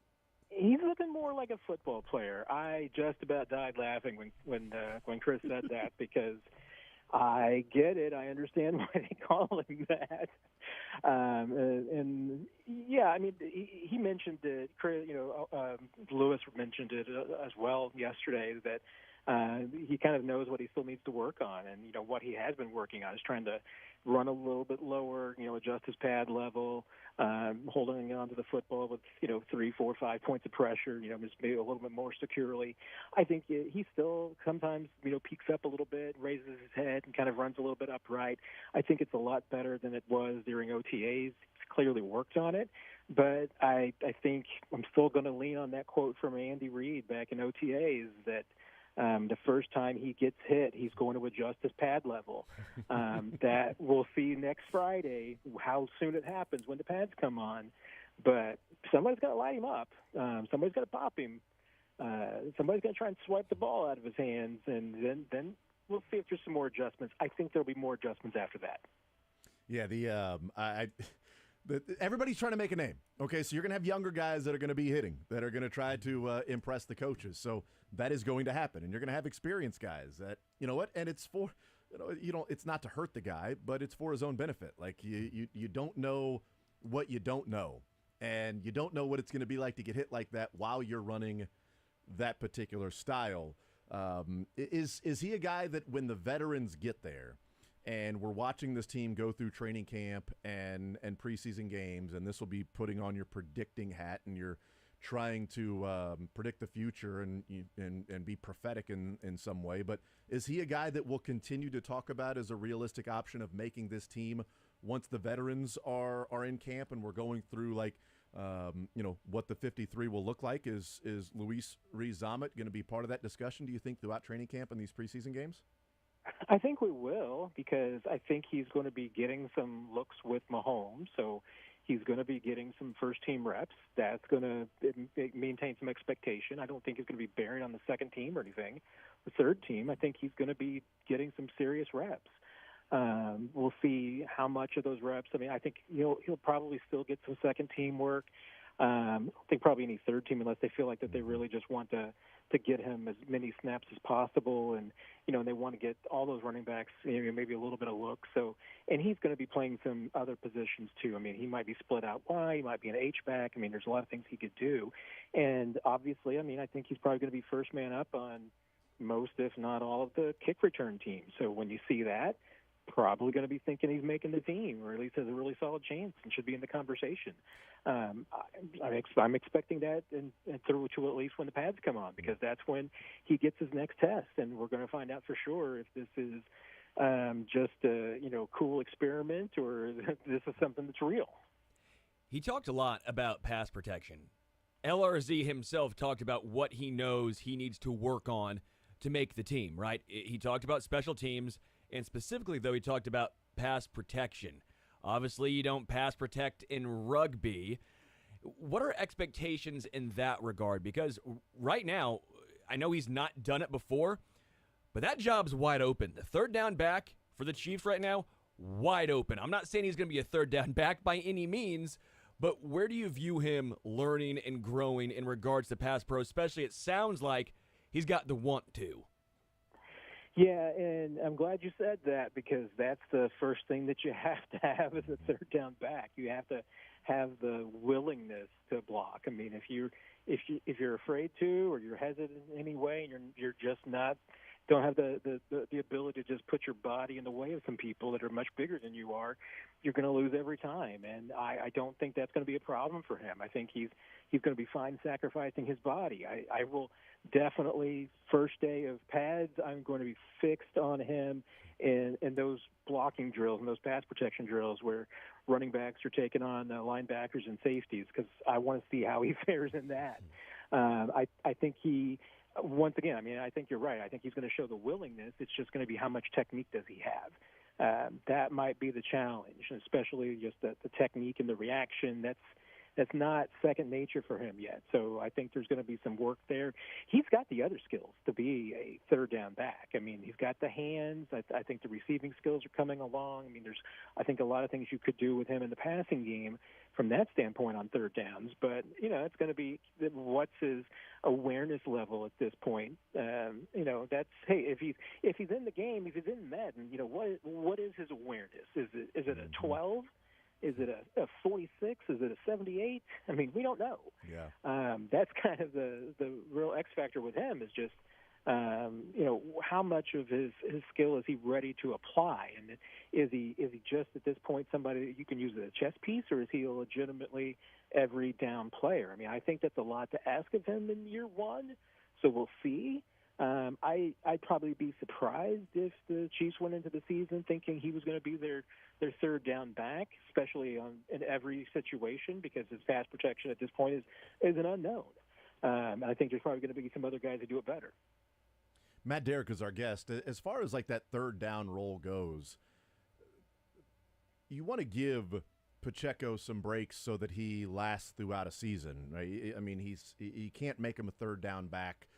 Or a three-down back, I should say, throughout the entire year. In the postseason, certainly they leaned on Isaiah Pacheco heavily because at that time, at that point in the season, it's go time, right? We're ready to go. We're trying to win games here. It's the postseason. We're not looking at the bigger picture of getting some rest and getting some, load management things throughout the year. But do you think they look in year three that they're going to give more opportunities for Pacheco to stay in on third down and be that guy that – can be a third down back? Maybe it's a series where Edwards-Helaire is in there for first and second down, and then Pacheco comes on as the third down guy. Like, do you think there are more opportunities this year for him to be closer to a three-down back?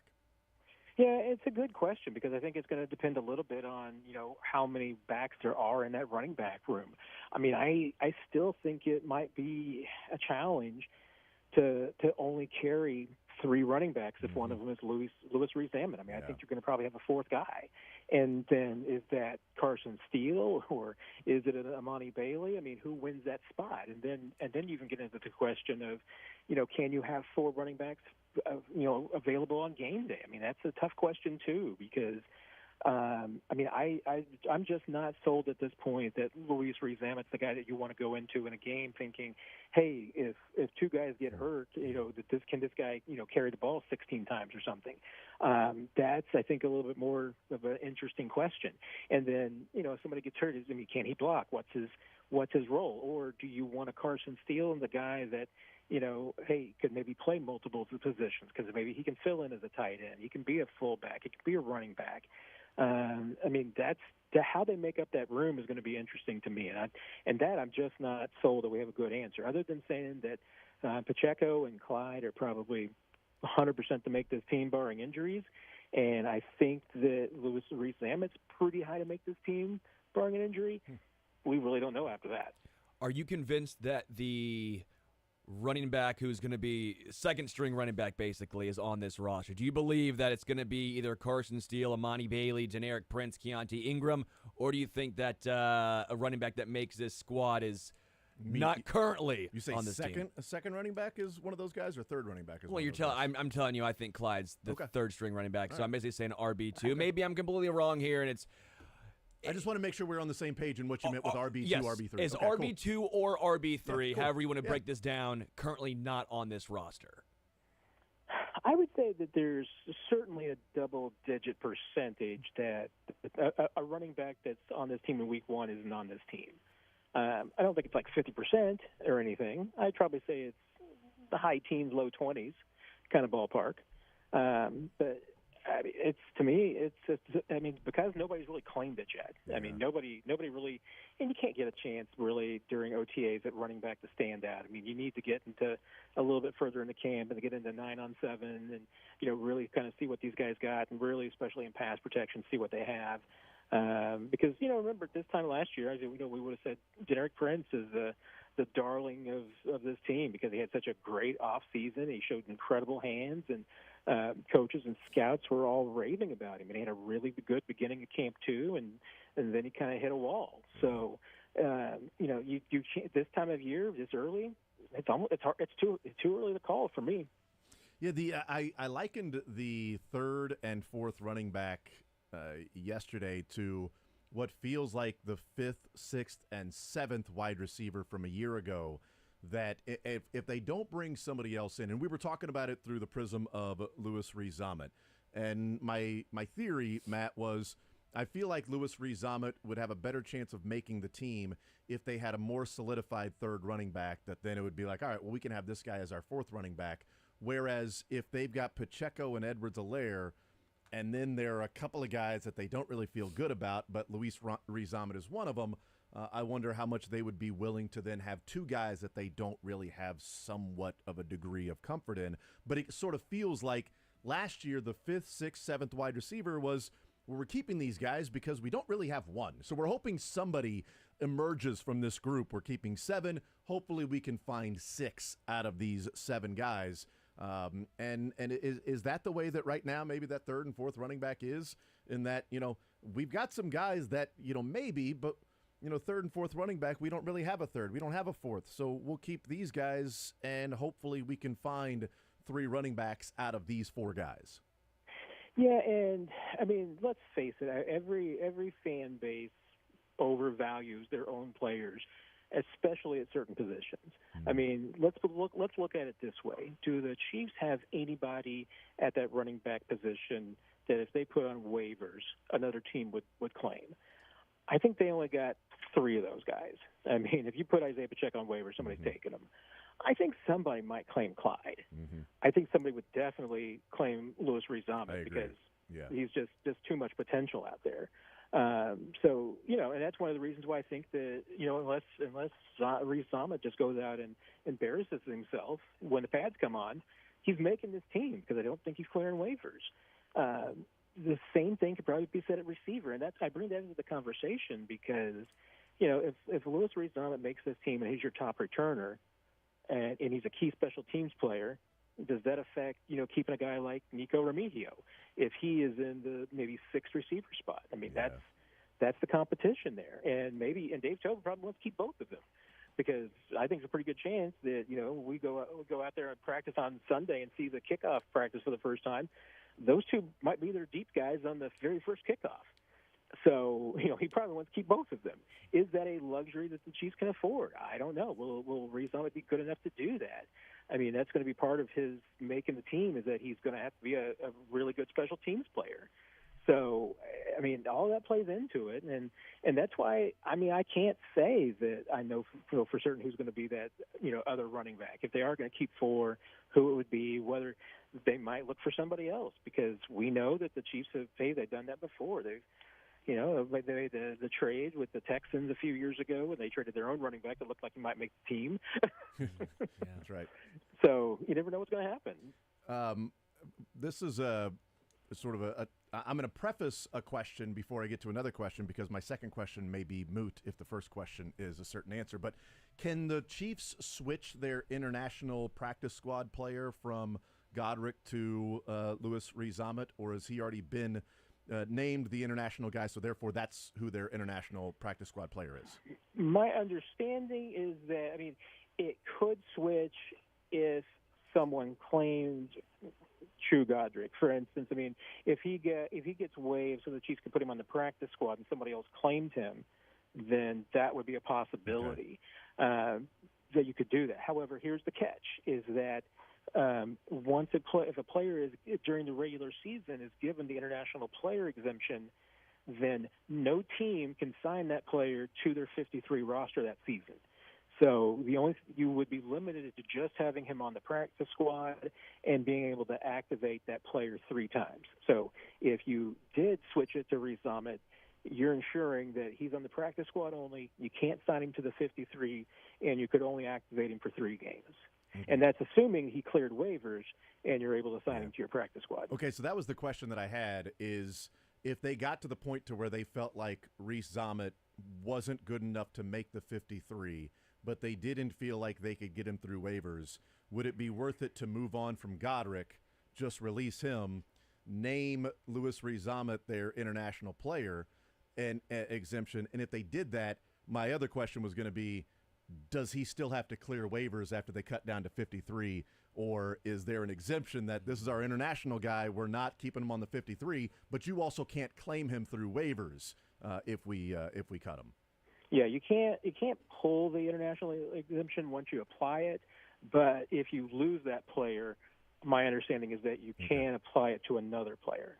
Okay, so then somebody would have to claim Godric for them to put it on Louis Reese Ahmed. You can't just cut him? Correct. Okay, all right, so there you go. That's why I would preface it with, because I don't think he's going to clear waivers either, but I also don't know that I also think it would be a stretch to say that he would be good enough to be somebody on a 53-man roster that's ready to go and fill in if need be. Sure. As you mentioned, if a couple of guys go down, because they don't activate 4 running backs on game day. They keep 4 running backs, but they don't. 3 running backs active is really all Andy Reid will have. So if he's the 4th running back and they activate him on game day for kickoff return, and Pacheco and Clyde or whoever might be the number 2 go down, and now he's your running back, I don't think he's in that position yet where a Carson Steele or a Bailey or a Prince or somebody along those lines. P. Ryan last year, I know not on the team now, but Ingram, a guy that you feel like, all right, at least he can be serviceable. We kind of have a level of expectation with this guy, and I think it would take a special talent, Matt, for that player to be up to speed and good enough even to do that, who didn't play football their entire life. Normally I would say so, but, I think this guy might be one of the exceptions because, one, he's obviously a world-class athlete. Yeah. I was really intrigued about what he said when I asked him about that international pro day, essentially, when they did testing. Because when I saw the 4.43 speed, I was like, oh, that's decent speed. Yeah. But he certainly seems faster than that. And then I looked at his other numbers because he also was tested on the broad jump and the vertical jump, and those numbers were terrible. He probably did just slightly better than you could do, Jason, and certainly Sterling could do better. Hey, I'm an athlete, boys. Yeah. Exactly. Sterling would be able to high jump and long jump, out high and long jump me right now, for sure. Yeah. They were terrible. So that's why I was really intrigued. And then for him to say, that was not a good day. My legs were not really working the way that I wanted them to. And then, him adding on, I have run high 4.2s, low 4.3s. That's elite world-class speed. Mm-hmm. So that tells you that, yes, he has got that athleticism, and he certainly looks like it. And playing at the international rugby level that he played at, he certainly is a world-class athlete, especially at his age. So that he's got that. So I do think it's a little bit different. But once again, it comes back to expectations. Yeah. What can you expect that person to do? I'm old enough to remember when Ronaldo Nehemiah was the fastest guy on the planet and went to go try to play football. Well, he was still the fastest guy on the planet, but he never tried to catch a football while running as fast as he possibly could. So it's different, and that's why I'm like, temper the expectations, because it's not like Louis Reese Ahmed in year one is going to be a 1,300 yard from scrimmage player because he just can do everything. That's not what he is. Yeah. But is he a chess piece? Is he somebody that you can use in specific situations and maybe exploit his speed on special teams? And, as he pointed out, hey, I've seen enough rugby to know you've got to be a tough character to play that sport because they do beat the crap out of you, and it is bone on bone. Yep. So it's legit. Now, the problem is that I don't know if there's 350-pound elite world-class athletes pounding you bone on bone. That, I think, is a little bit different. So he's got some adjustments. And we'll see what happens if we can make those adjustments. And I just pray to God that Dylan did not clip that. Oh, that's already done. It's already been marked, Matt. Yeah. Come on, man. It's just. I mean, Sorry. come on, man. It's already been Darn marked. it. That's. What are you talking about, man? The new take a drink, though, by the way, is anytime someone says LRZ is a chess piece. I think that's really no. We can't add two different take a drinks in the same week. We got to add take a drink to anytime someone calls LRZ a chess piece. We've had one take a drink for 3 years, and now Sterling wants to come in and just start throwing take a drinks all over the place. I get thirsty. But this isn't Oprah, okay? Not everybody gets to take a drink. I get thirsty. Okay.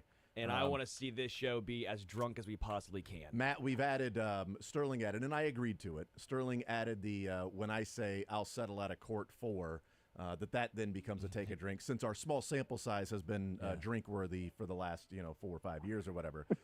And now he just wants to throw that one in there as well. I think LRZ and chess piece no, you can't go, has to be veto. There. I'm not settling out of court for that. Matt, Derek, what do you think? Veto. What do you think? It's too small of a sample size.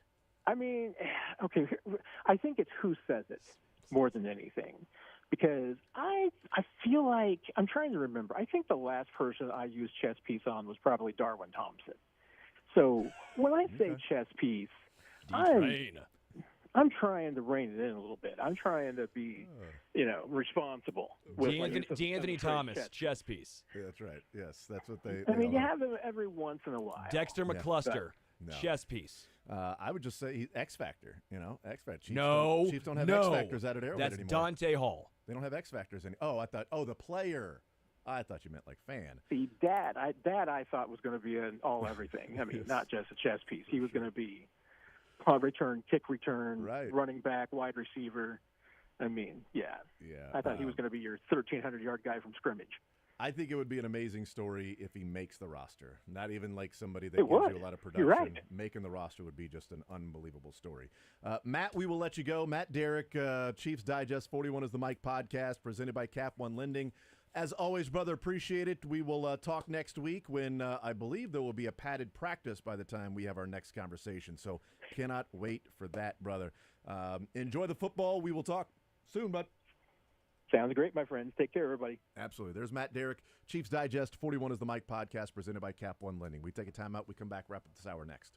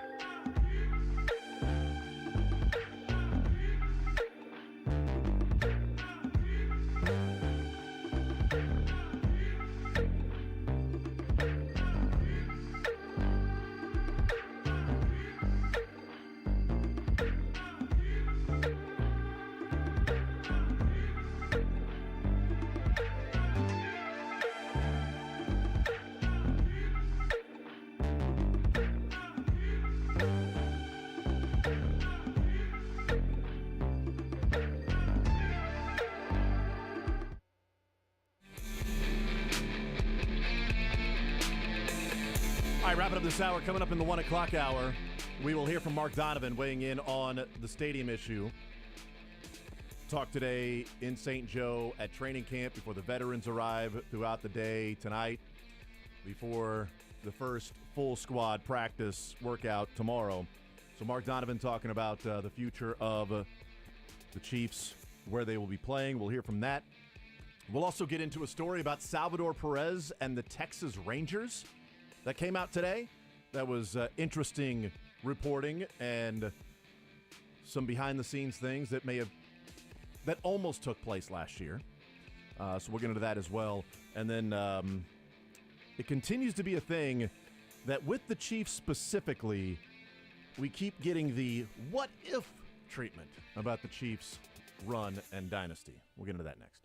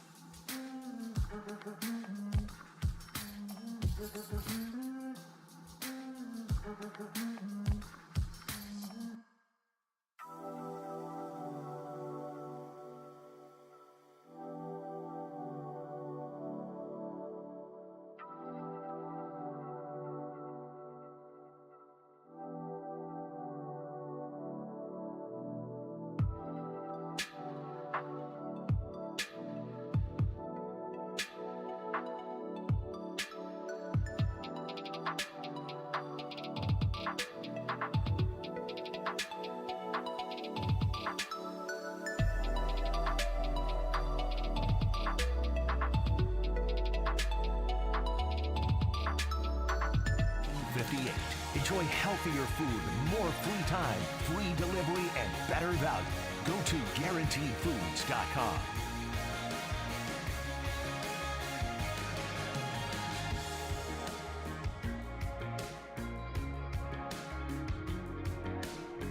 All right, we continue right here on Sports Radio 810 WHB. Jason Anderson with you, Sterling Holmes, Dylan Michaels.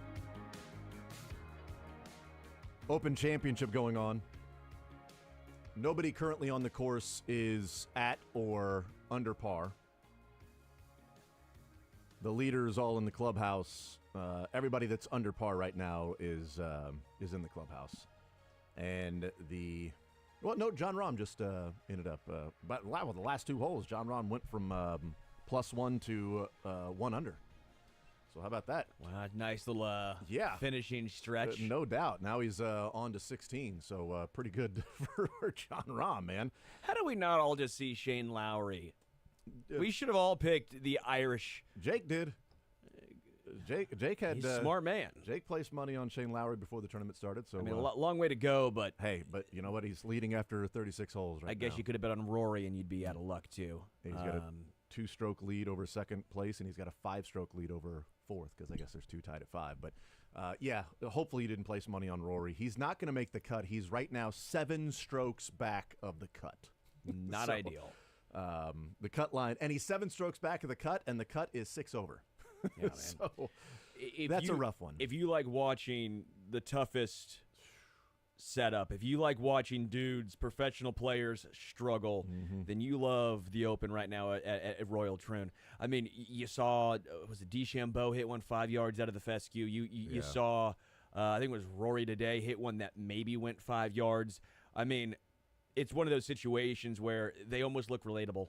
Like it looks like you're like, oh, it's like me. The difference is they're hitting out of fescue as we hit out of 3-inch rough, and it had the same results. But I love watching them just get beat up by the course. I'm the exact opposite. I appreciate the tougher or the courses where the guys are maneuvering around it because, look, but this is a nice mix. I hated the U.S. Open year when the winner was +3. Was 3 over. I don't like that. Lowry going in and playing 7 under, and even Brown and Rose and these guys, playing 5 under, is so impressive because we're seeing what the rest of the field is doing. That's my point. Yeah. So that's different than it's just killing everybody, and it's come on, man. Well, I can watch this with my buddies. Who was at the Open on a weekend? It was it Phil? I'm drawing a blank. I think it was the Open at maybe it was Royal Troon too, a long time ago, where they were 19 under. And everyone else was 4, and you're like, what just happened here? These guys just going off right now. Yeah, I'm not as big a fan of when everybody when the winning score is 3 over from 4 rounds. It's come on, man, that's But Lowry doing what he's doing is so impressive because the cut line is 6 over. Cut line's 13 strokes back from where he is. Ricky Fowler with a pretty big final 4 holes for him for the Oklahoma State fans out there, Mick Schaefer's of the world, who isn't with us today, but Ricky Fowler birdieing 2 of the final 4 holes to get to 6 over, which is currently the cut line. Huge. Stones. Coming through huge to play the weekend and not come close to finishing. Well, that's called making money. Well, that's true. That's called going from. I don't think Ricky Fowler's in the making money camp right now, as opposed to needing to. I think he's well off enough to where. Oh, I agree, but you're telling me you wouldn't mind at least making $10K? I'll cash the check. Yeah. At least pay for my trip and my caddy and being able to stay here and room and board. I think the caddy's more thrilled than he is. Yeah, for sure. For sure. But now the cut line is 6. It moved back 1 spot from 5 over to 6 over. But it's been a rough day for a lot of players out there.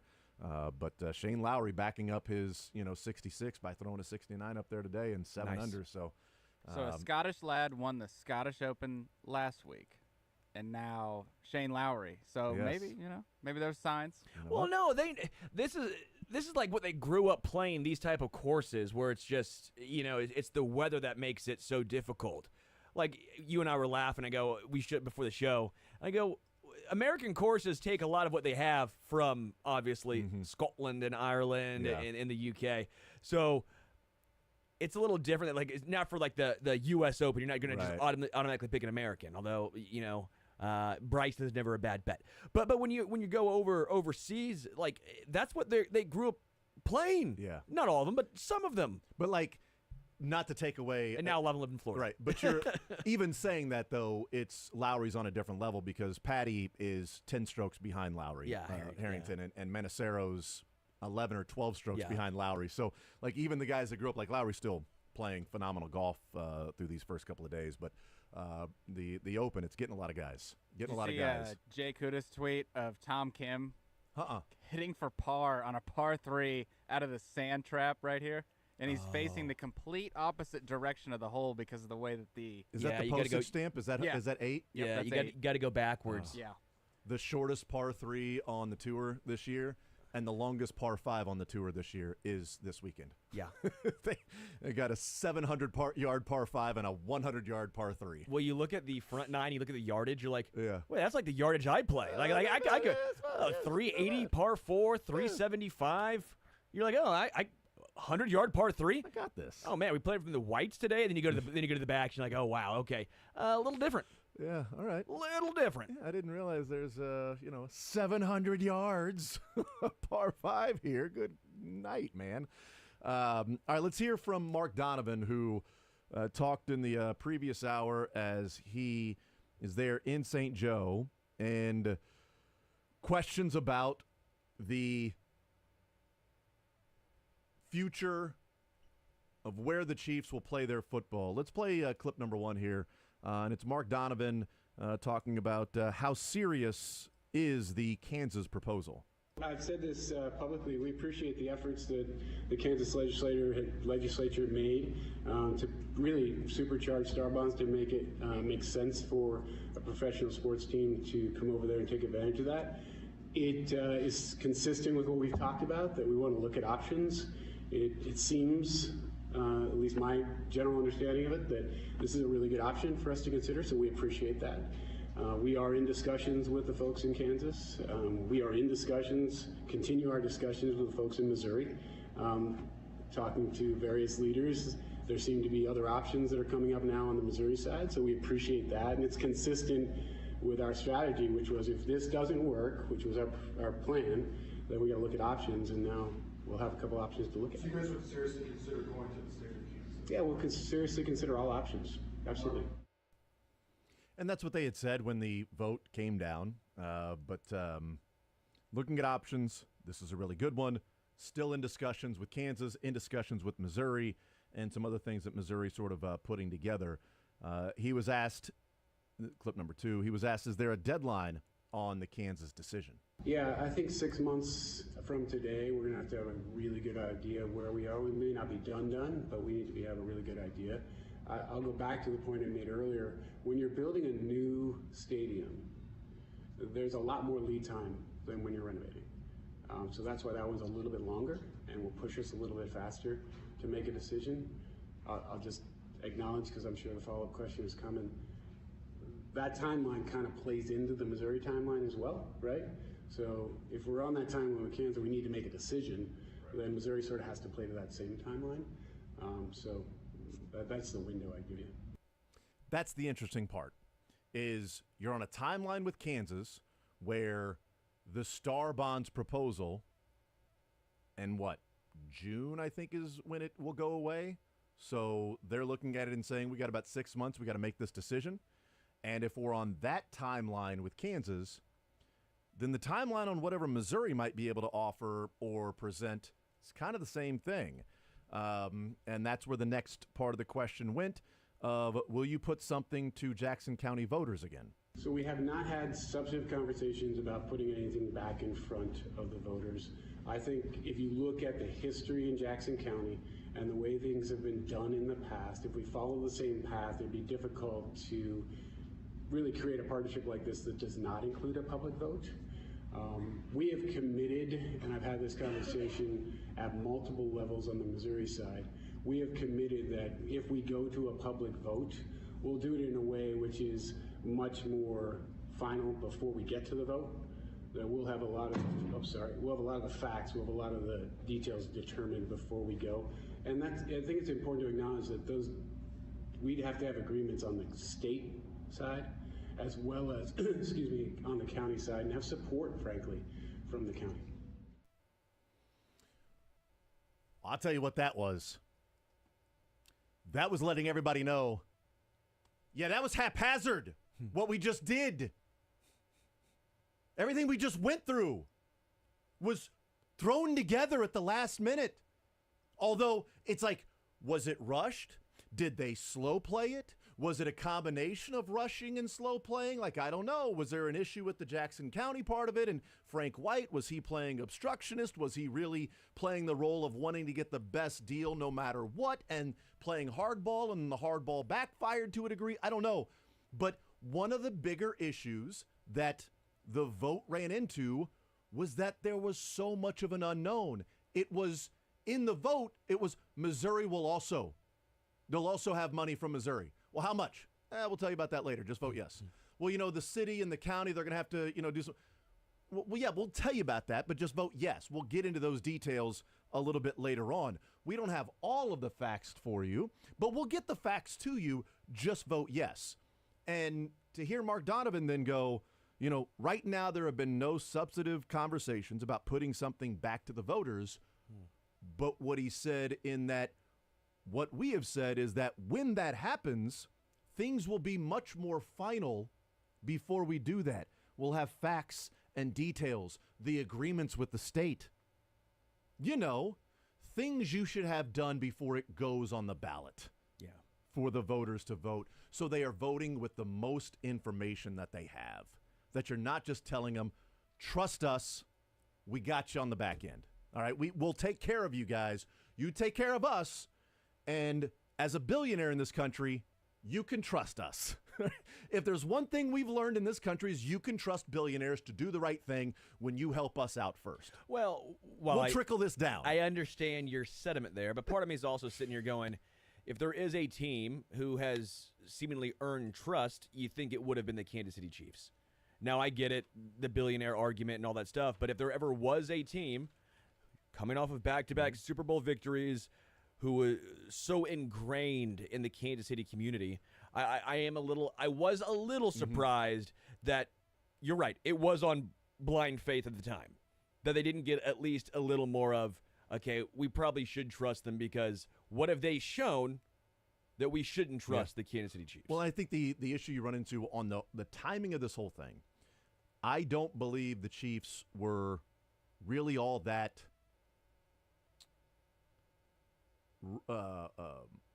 feeling this level of being sped up. There wasn't an urgency with the Chiefs to get on the ballot, whether it was the end of last year or in April. Yeah. I think the Chiefs went along with it because the Royals had the urgency to go and get this done. Sure. So they can start building, and they can start building their, baseball, their park, their whatever they're going to call it, and make a little money, make a little extra revenue around that. So they can, quote unquote, as they said, reinvest into payroll with the salary that you would get or the revenue you would be able to create. So I don't think the Chiefs were that sense of urgency timeline that we got to go. So it became more haphazard with them by simply following the timeline because it had to be connected with the Royals, this one, which is why once this failed, they both said, we're going our separate ways. So whatever the Royals want to do now, they're on their own. They have their own timeline now. We have our own timeline. We're going to play through 2031 there at Arrowhead Stadium. No matter what we end up doing, we'll play the last year of the lease. Royals don't really want to. The Royals would like to move soon to a new spot. So we are separate from them now. The timing of it, from the Chiefs' standpoint, with that whole thing, certainly wasn't ideal. But also, Clark Hunt's talking about, we're going to put in $300 million and for what didn't seem like much. And then the, county is going to be on the hook for the rest of $500 million and the taxpayers and everything. At the same time, the NFLPA came out and said Clark Hunt's an F owner. That they're not spending money on nutritionists. They're not spending money on, some of the rehab. Sure. They're not spending money on the things to take care of the players' bodies, which would be the most important thing you would think that you would want to spend a little extra change on. Like, it's one thing to go, well, the locker room that doesn't have all these great amenities. Okay, great. But what about the training room? Not up to snuff. Okay, well, what about like the cold tubs or the massage tables? Not as many as some of these other teams. So why aren't the nutritionist? Not great. Not as good as some of these other teams. Chiefs rank low on all of these categories. Trophy cases? Pretty damn good. Pretty damn good. It doesn't translate that. But if you had an owner that was like, no, we've got the best training staff, best training room, best nutritionist, best everything here that we can spend above and beyond, like the salary cap, we know what we can spend, but we're investing extra money here to take care of the players, be a little different when it's like, okay, well, yeah, then the owners, they'll certainly pony up and do some more if they feel like it's in the best interest for the community. Hopefully that's the case, but they weren't even doing that with their own players and taking care of their own, and they got a lot of money invested in the players, and they weren't spending as much money as they could to make sure their bodies were fully taken care of. It seems pretty simple that you would want to have a much more final agreement in the details and the facts of what the state, the county, the city will be on the hook for before it goes on the ballot. The Chiefs thought this was a North Carolina class, and they're an athlete, and they well come on, we're an athlete at North Carolina. We're good. Just going to stay eligible. Are you not going to just give me an A? Hold on. What's the NCAA? No, this was they forgot they're in Missouri where they're going to get penalized for that. Yeah, you can't do that. We'll see. That's how it came. They thought they were North Carolina, and they were Mizzou. Yeah. The last one to Mark Donovan, the question was, all right, so all of this, Kansas, Missouri, is Arrowhead still the top option that Clark Hunt had mentioned a couple times? Yeah, I think given the results of the vote, we have a much more measured response to that, which is we want to look at our options. We went all in and failed pretty badly. And obviously a lot of different situations, a lot of different variables in that. But we're looking at it as a measured response of what makes the most sense for our fans, what makes the most sense for our franchise and this organization, and what makes the most sense and can have the biggest impact on this region. And I think the positive of this is that we do have options, and we'll consider those. I've said this to you guys multiple times. This is a generational decision. This is going to impact the future of this franchise for generations. We got to get it right. And we are going to do the due diligence. We are going to take our time to do it right. To Sam's question, there is a reality on the timing. You can only take so much time if you're going to get it right. So that window is starting to close a little bit. What you need to know about how the Chiefs felt about the renovation at Arrowhead and where their long-term future was going to be, like long-term generational as he's talking about, is the fact that they were going to sign a 25-year lease and the Royals wanted a 40-year lease. So the Chiefs were telling you, yeah, we're going to renovate. It's a Band-Aid. Because in about 18 years from now, we're going to come back and have to readdress Arrowhead, probably build new somewhere. So we're putting another Band-Aid. Or we renovate again, but it's a 25-year lease, not a 40-year lease.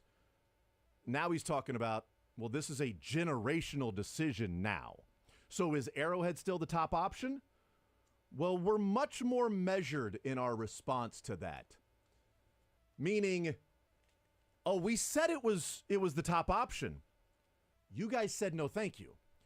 Yeah. We went all in and failed miserably. Which I thought was, that the word all in made me somewhat chuckle after they had just basically said, next time we're going to have basically understanding of we could have done this better with more information. I thought the went all in I thought was very fascinating. I think they went all in the campaign to get it passed. I mean, I think they spent like $3 or $4 million. Like, I don't know. I mean, I don't know that you spend all that money just to hope it loses.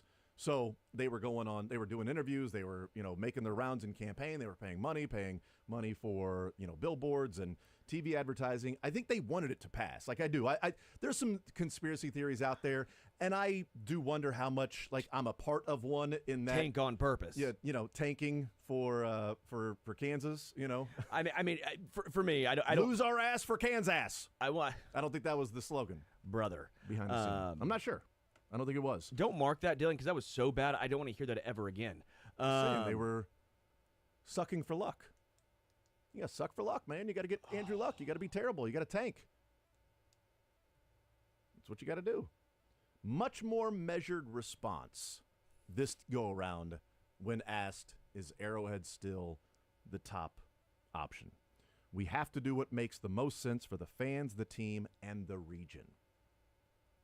This is a generational decision that we have to get right. I don't disagree there. I think it's a generational decision if you build new. If you renovate for 20 years, it's not a generational decision. It's we're staying at Arrowhead renovating for 20 years. Well, how long's a generation?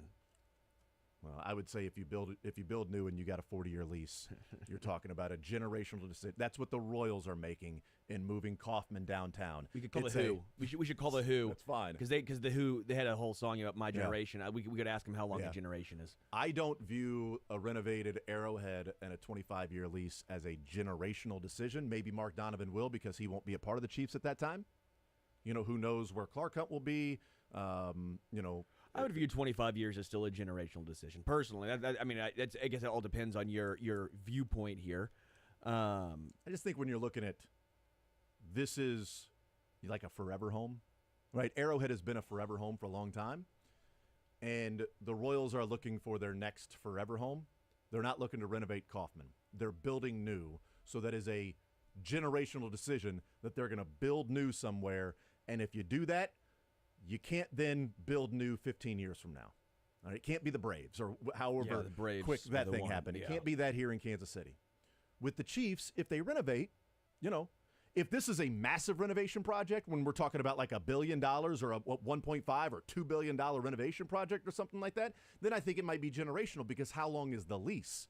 Sure. If the lease is 20, 25 years, then you're investing money to then kick the can down the road. And then maybe that's just the plan, is to keep doing that. Because when did this vote come up to renovate Arrowhead and Kauffman? Was that 2006? 2006 or so, when they passed the 3/8 cent tax and no rolling roof? No, so that would have been 18 years ago. That's 25, right? So, 2006 to 31. Yeah, but we're talking about this now, 18 years later, about getting renovations, more renovations of $800 million to $1 billion more, or building new. So if they did it then with massive renovations, as opposed to, well, we're going to put some trees in the parking lot, we're going to get an activation zone, and we're going to add some suites in the end zone. Okay, so the massive renovations that, happened at that point in time, was that a generational decision? Or was that we have to keep up with the Joneses on what the stadiums are, and they're falling behind in terms of infrastructure there? Because Lambeau totally changed a lot, too, since they've been there. Yeah, but also like infrastructure, of things going on down in the bowels of the stadium. Which is interesting to me. I was going to bring this up to you. We hear all that at Kauffman. We hear about the infrastructure and the concrete, and there's some crumbling action going on, and almost irreparable, right? Yeah. That's kind of what it seems like. We haven't really heard that with, at least I have not heard that with Arrowhead. I'm imagining they were built, pretty similarly, right? You'd have to imagine here. Why is one crumbling supposedly and the other one's not? I just don't. Dylan, you have the answers for me? Don't have the answer. You got the answers for me, Dylan? Why the K apparently is crumbling and Arrowhead's concrete is apparently made of. It's cancer-free. Kauffman has concrete cancer, as they it's a smoker, and Arrowhead, I have no idea. But when I think generational decision, I think building new. That's just me, and people, maybe it's a distinction not worth making in terms of 25 years Arrowhead or 40 years. was a generational decision in 1970. Yeah, and I don't think the renovation in 06 was like a generational decision to renovate. I think moving downtown is a generational decision. That's where the Royals are going to be for the foreseeable future, As long as you can see them for your kids and probably your grandkids, that's where you will be going and watching baseball. Renovated Arrowhead, yeah, for your kids in 20 years, we might be talking about the same exact thing and them looking to build new at a different place. And what's best for the region could also be hosting a Super Bowl, having a Super Bowl here in Kansas City. Gonna go ahead and say I disagree with your version of a generation. Thank you, Google. Oh, you're looking at. We're not talking about like groups of people born over a 15 to 20 year span. 25 years is a generation. Just saying. In terms of a football stadium and how long a team is in, this ain't St. Louis. I get that. St. Louis generational is having different football teams, 15, 20 years and then leaving. That's not here in Kansas City. If I'm talking about a generational decision, I'm talking about a new stadium that's going to be around for 40, 50 years. 50 years, a lifetime, okay? Generation, lifetime, sort of look at that as kind of the same thing. When they built Arrowhead Stadium, that was a generational decision. And, generations later, people are still enjoying Arrowhead Stadium. I think we learned a lot from Mark Donovan. What I think we learned is that he verbally said what we all sort of assumed after the vote was no. Yeah. That the Chiefs put something in front of the taxpayers and in front of the voters, and they said no. And Clark Hunt can reasonably then say, you can't get mad at me for leaving Arrowhead. We tried. Our first choice was to renovate Arrowhead. We asked you to vote for it. You said no. Now we're leaving Arrowhead. You can't get mad at me. All we asked was for a lot of money to build an activation zone in a suite that you will never use. That's all we asked. Do you not want to be active? We need the sedentary lifestyle needs to go in this country. We want to activate people. Everyone does yoga. All it's going to take is your tax dollars so we can get some people active. Let's go. Let's get up. It's NFL, play 60. Come on. 60 minutes a day. You need to be out and playing. It's the Cam Newton commercial. That's exactly Can't right. believe you're forgetting about the sweet bridge that goes from Taco Bell all the way to They do have a walking That bridge, is a pretty good move. A bridge to Taco Bell is pretty strong. Yeah. Flying cars might be right next, just the future. Flying cars or bridge to Taco Bell. Exactly. I mean, who would have thought? Close. Right. The bridge can't be past Taco Bell because that would then be over the border. So you're going to Taco Bell there. So wasn't Taco Bell's saying, wasn't like eat at the border or something like that? Or yeah. Live Moss. Live that's Moss now. is that. Also Yo Quiero Taco Bell. That one was too. also great. Yeah. That was fun.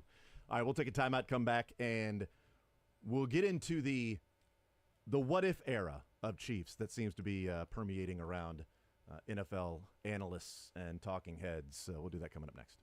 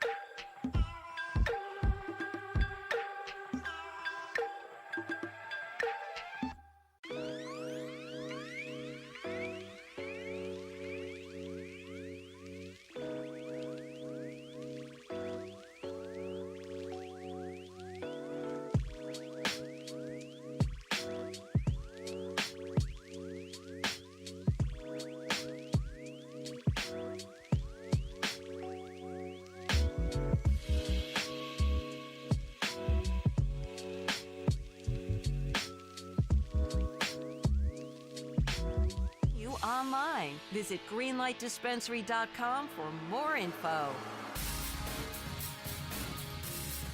right, we'll get cuts in the next segment. We'll hear from Chris Russo coming up in a little bit, but who's lighting it up right now at the Open, and yesterday and then earlier today, Shane Lowry lighting it up. He is 7 under, leading the field by 2 strokes. Daniel Brown, Justin Rose sitting at 5 under, and then you go to Billy Horschel, who's sitting 2 under in 4th place, 5 strokes off the lead.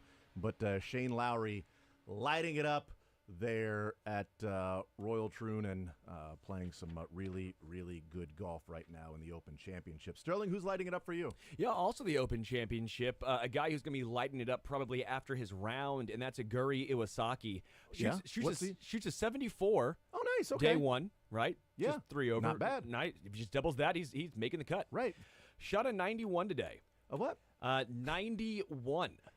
Including a solid little salty 52 on the back 9. Yeah, he shot a nice little 52 on the back 9 today. He was 3 over through the first 9 holes. Yeah.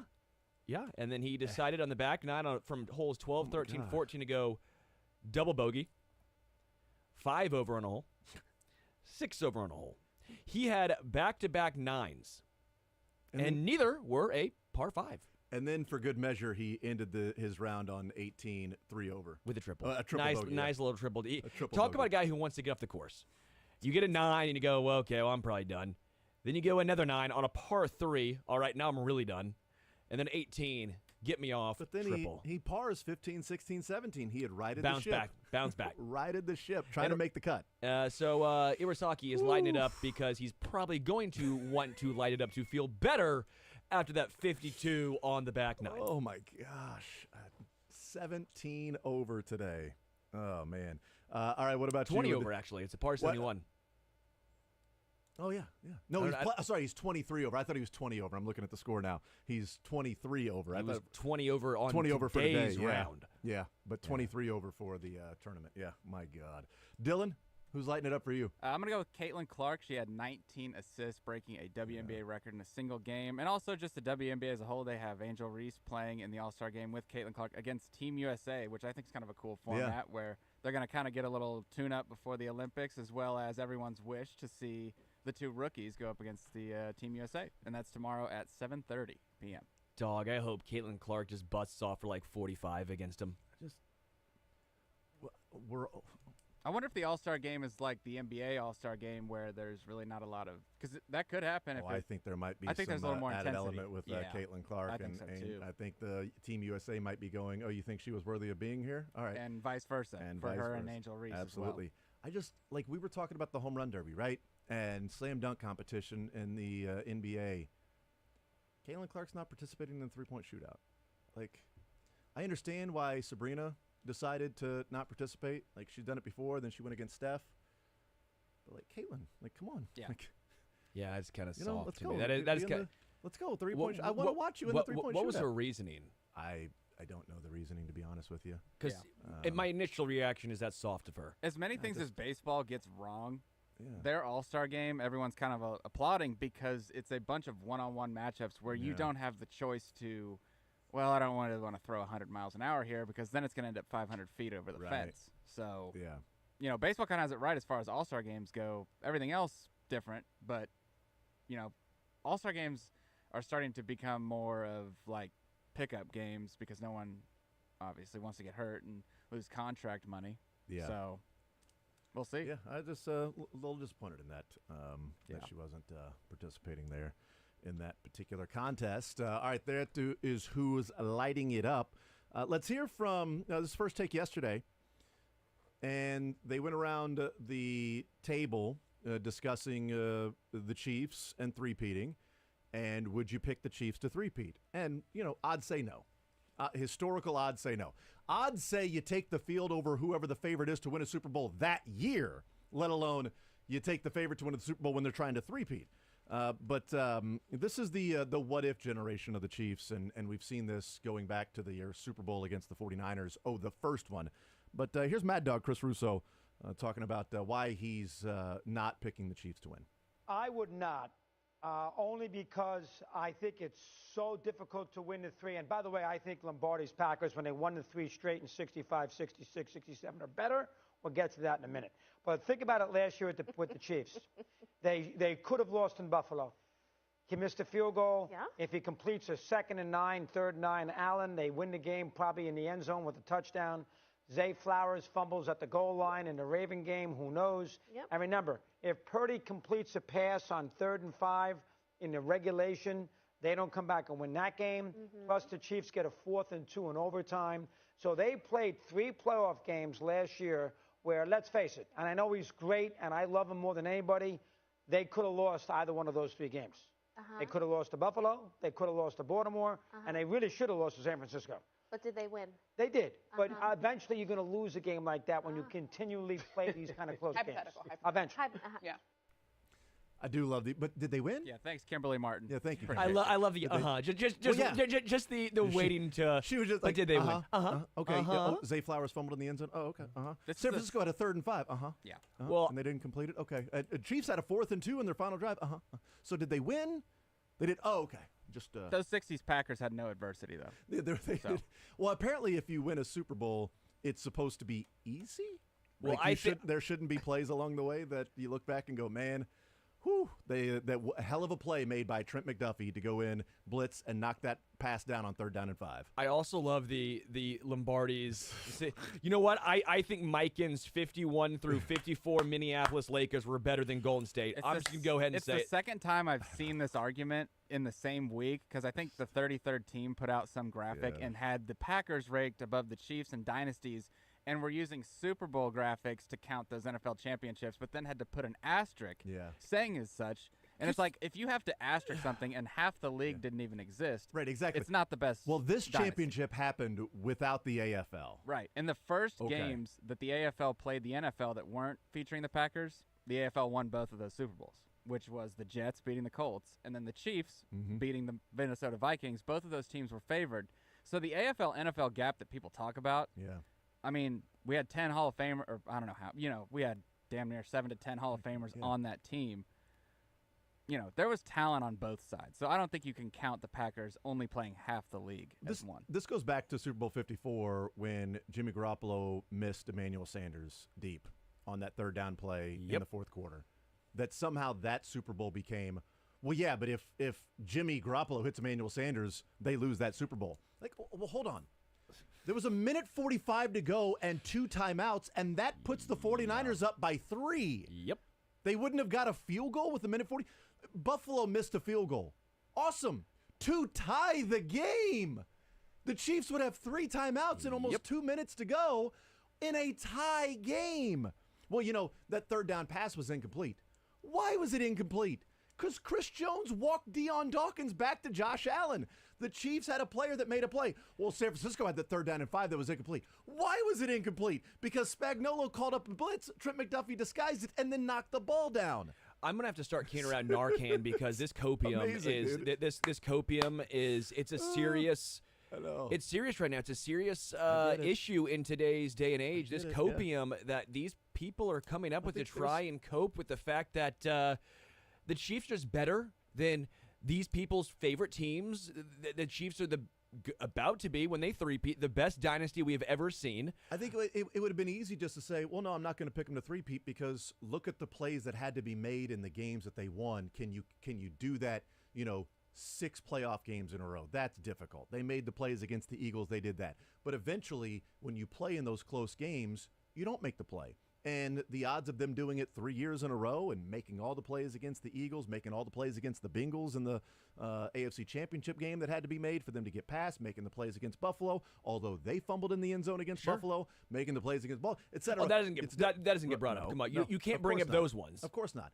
But it's to me, it's an easy argument to go, no, I'm not picking them to three-peat. You can't bring up D Ford's offsides. You can't bring up anything that would actually help the Chiefs. No.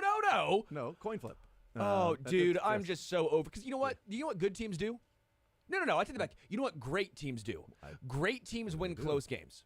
What do good teams do? They win games. They win games. Yeah. But they don't always win these ones. Great teams, historic teams, traditionally find ways when they're backed against the wall to get off the damn wall.